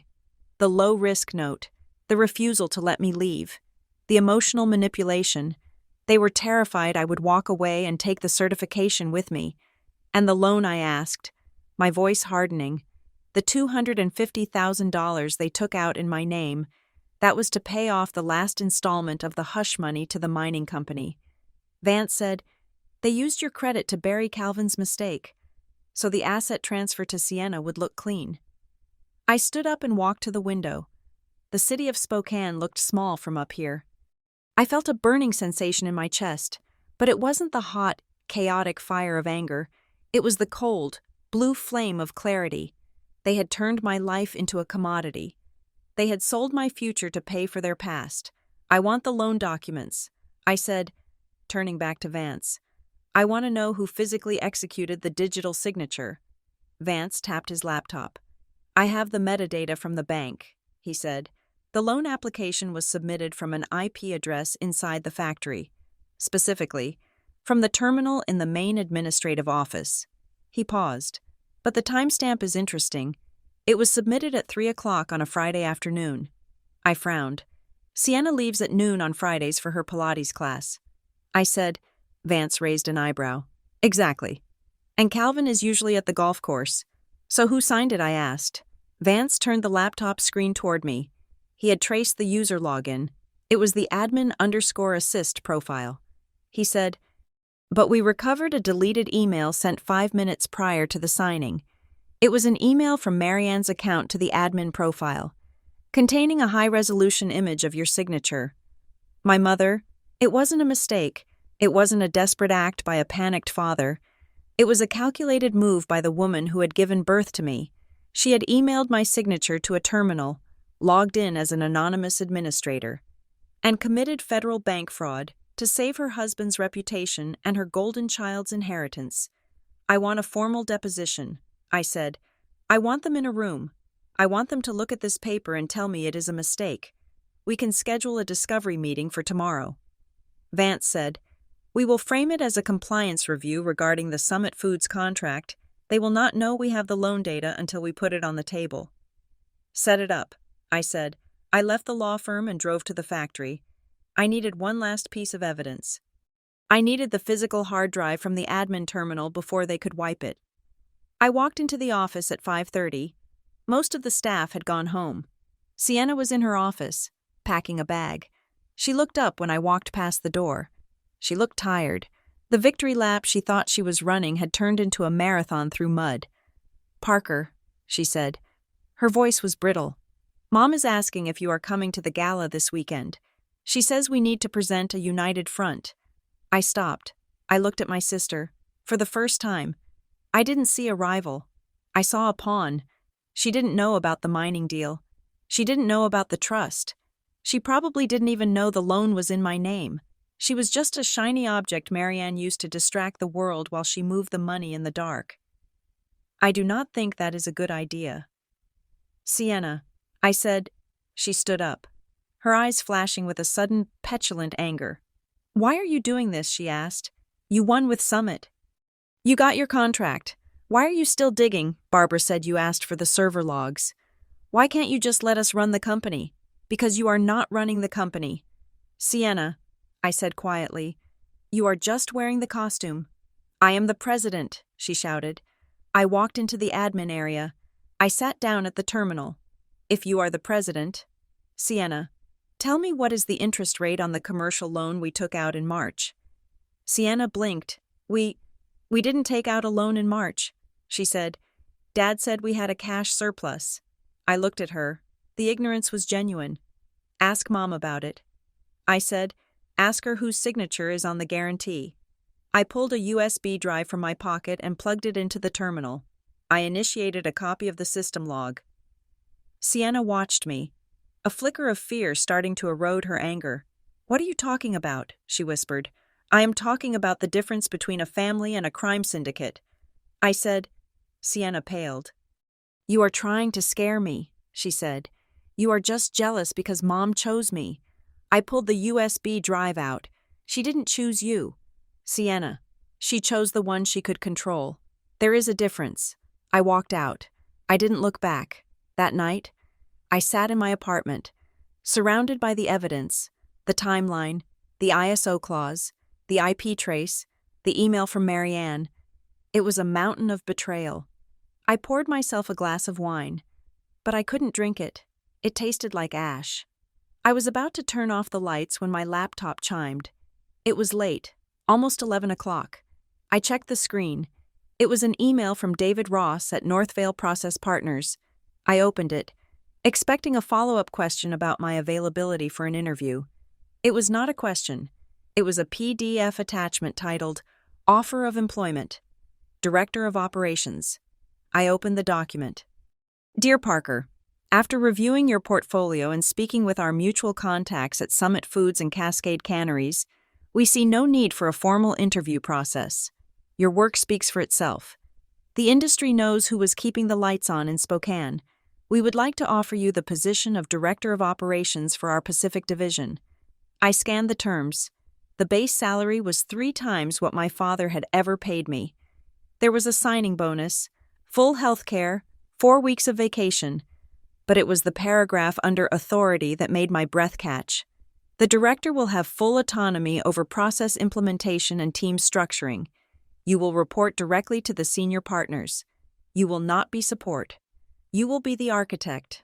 I read it again. Architect. For years, I had been the janitor of my family's messes. I had been the mechanic, the fixer, the ghost.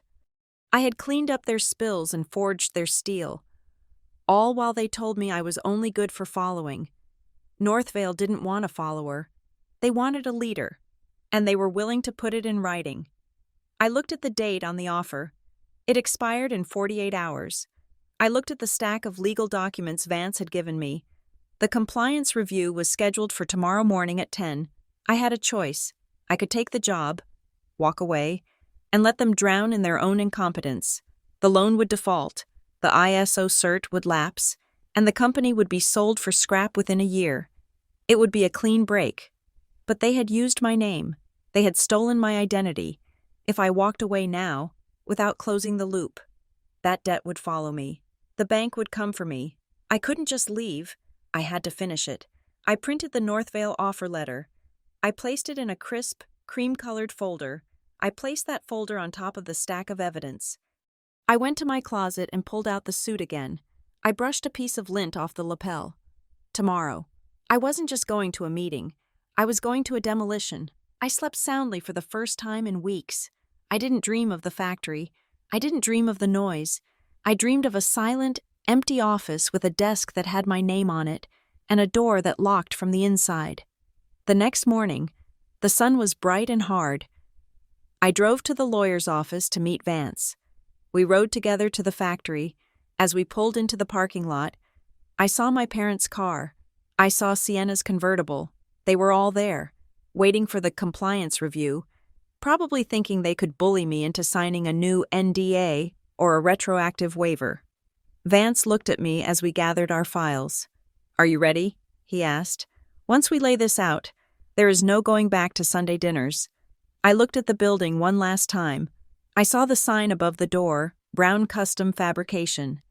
Established 1980. It was a lie. The business wasn't established. It was scavenged. I am not looking for a dinner invitation. "Mr. Vance," I said, opening the car door. "I am looking for a receipt." We walked toward the entrance. I held the evidence in my left hand and the job offer in my right, the past and the future. And in the middle, waiting in that conference room, was the present that was about to shatter into 1,000 expensive pieces. The conference room at Ashford and Weller was designed to intimidate. It was situated on the 42nd floor, with floor-to-ceiling windows that reduced the people on the streets below to insignificant specks. The table was a slab of gray marble, cold to the touch. My family sat on one side. I sat on the other. This was not a Sunday dinner. There was no roast chicken, no performative conversation about the weather, and no place for my mother to arrange the seating chart. Calvin looked gray. He had aged 10 years in the last 24 hours. He wore a suit that seemed a size too large for him now, huddling into himself as if trying to disappear. Marianne sat next to him, her back rigid, her hands clasping her designer handbag with a knuckle-white grip. She was trying to project the same imperious authority she used on the PTA board. But in this room, under the fluorescent lights of corporate law, she just looked like a woman who had forgotten to file her taxes. Sienna was the most pathetic figure. She was crying softly, dabbing at her eyes with a tissue. She wasn't crying because she was sorry. She was crying because for the first time in her life, she was in a room where her smile and her follower count held absolutely no currency. Next to them sat their family attorney, Mr. Henderson. He was a small-town lawyer who handled wills and real estate closings. He looked terrified. He was out of his depth, and he knew it. Next to me sat Vance. He was calm, relaxed, and terrifyingly efficient. On the table between us lay 3 stacks of documents. "Let us begin," Vance said. His voice was not loud, but it cut through Sienna's sniffing like a razor.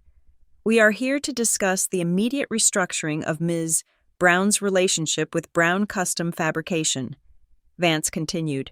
"Or, alternatively, We are here to prepare the exhibits for a federal fraud indictment. Marianne bristled. There is no need for threats, she said sharply. We are all family here. We can work this out.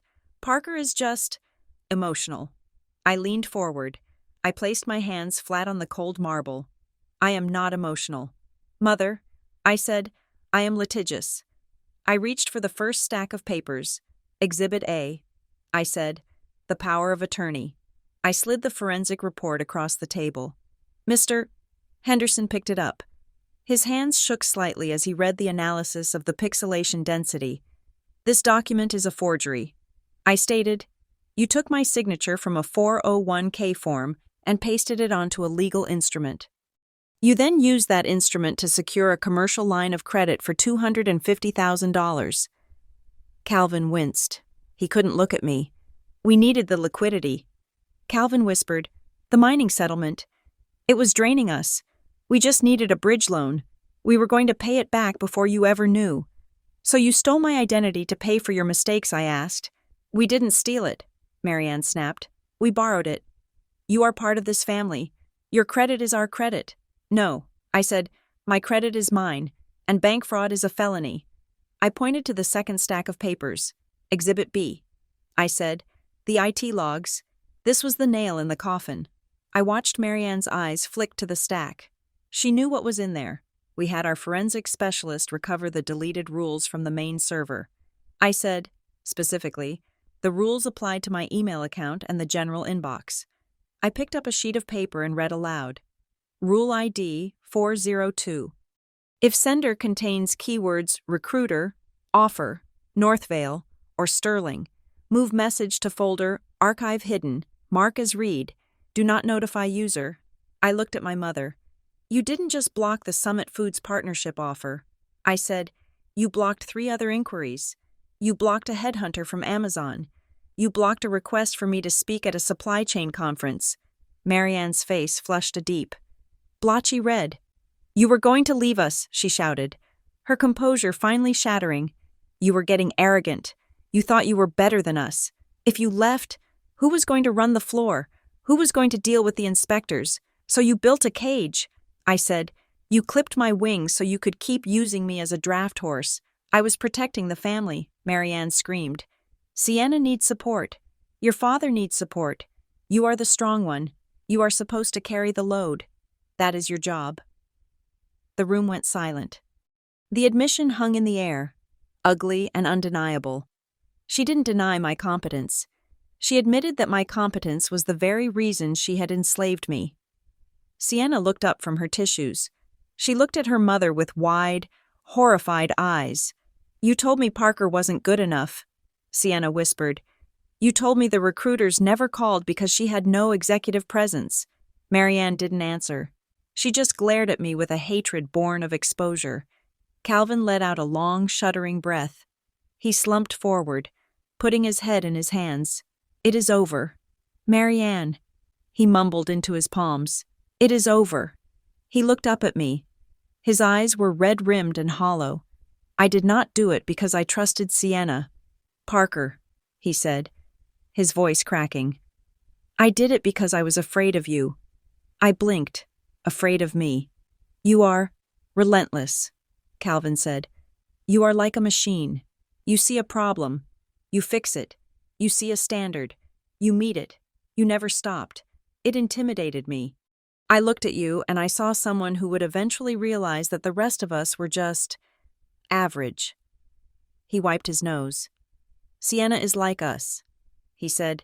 She is comfortable. She doesn't demand perfection. She just wants to look good. I gave her the company because I knew she wouldn't change anything. I knew she wouldn't look too closely at the books. I knew she would let me retire in peace. He looked at me with a sad, pathetic honesty. I knew if I gave it to you, you would fix everything. And in fixing it, you would show the world how broken I really was. I sat back. It was the most honest thing he had ever said to me. He hadn't rejected me because I was weak. He had rejected me because I was too strong. And my strength cast a shadow over his mediocrity. I looked at Vance. He nodded. It was time. I pushed the third stack of papers across the table. This is a settlement agreement, I said. Mr. Henderson grabbed it like a lifeline. Here are the terms, I said, ticking them off on my fingers. 1. The company will immediately refinance the commercial loan to remove my name as guarantor. I do not care what the new interest rate is. I do not care if you have to sell the vacation house to secure it. My name comes off today. 2. I continued. You will pay me a retroactive consulting fee for the last 4 years of service. We have calculated the hours based on the logs I kept. The total is $180,000. Marianne gasped. We do not have that kind of cash, she protested. Then liquidate the inventory. I said cold, or sell Sienna's company car. I do not care. You have 30 days.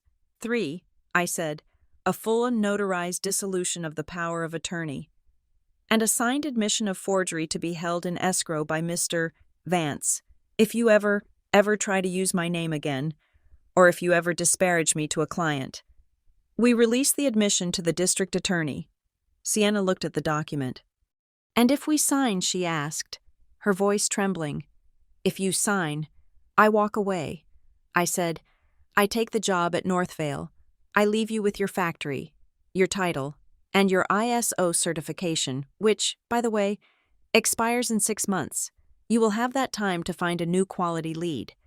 Good luck finding one who will work for free. And if we do not sign, Calvin asked. Vance spoke up. If you do not sign, we file the police report for identity theft and bank fraud this afternoon. We notify the bank that the guarantee is fraudulent, which will trigger an immediate recall of the loan. The company will be insolvent by Friday. And you, Mrs. Brown, will likely be facing a 5-year sentence for wire fraud regarding the IT tampering. The silence stretched. It was heavy and final. Marianne looked at the settlement. She looked at the prison sentence implied in Vance's eyes. She looked at Sienna, who was looking at her like a stranger. She picked up the pen. Her hand did not shake, but her face was the color of ash. She signed. Calvin signed next. He signed with a heavy, defeated scrawl. Sienna signed last. She looked at the paper, then at me. What am I supposed to do? She whispered. I do not know how to run the place. The workers. They do not listen to me. I stood up. I buttoned my jacket. That is the burden of leadership. Sienna, I said, you wanted the title. Now you have to do the work. I picked up my copy of the agreement. I walked to the door. I paused and looked back at them. They looked like a painting of a family that had been left out in the rain, smudged, blurry, and ruining the frame. You were right about one thing. Mother, I said. She looked up, her eyes dull. I am good at following. I said, I followed your rules perfectly. I just followed them all the way to the exit. I walked out of the conference room. I walked through the lobby of the law firm. I walked out into the street. The air smelled of exhaust and roasted coffee, the smell of a city at work. I took a deep breath. It filled my lungs, and it didn't smell like oil. It didn't smell like obligation. It smelled like freedom. I hailed a taxi, whereto the driver asked, Northvale Process Partners. I said, and hurry, I have a lot of work to do. I didn't look back at the skyscraper. I didn't worry about whether the factory would survive the winter. I didn't worry about whether Sienna would figure out the difference between a bolt and a screw.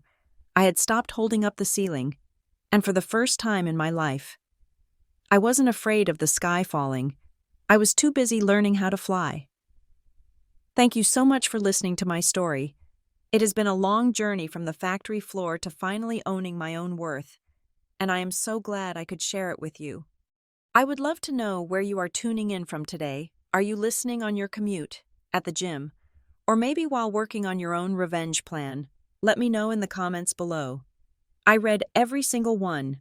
If you enjoyed seeing justice served, please make sure to subscribe to Emma Revenge Stories. Hit that like button, and smash the hype button to help this story reach more people who might need a reminder that their value is not negotiable. See you in the next one.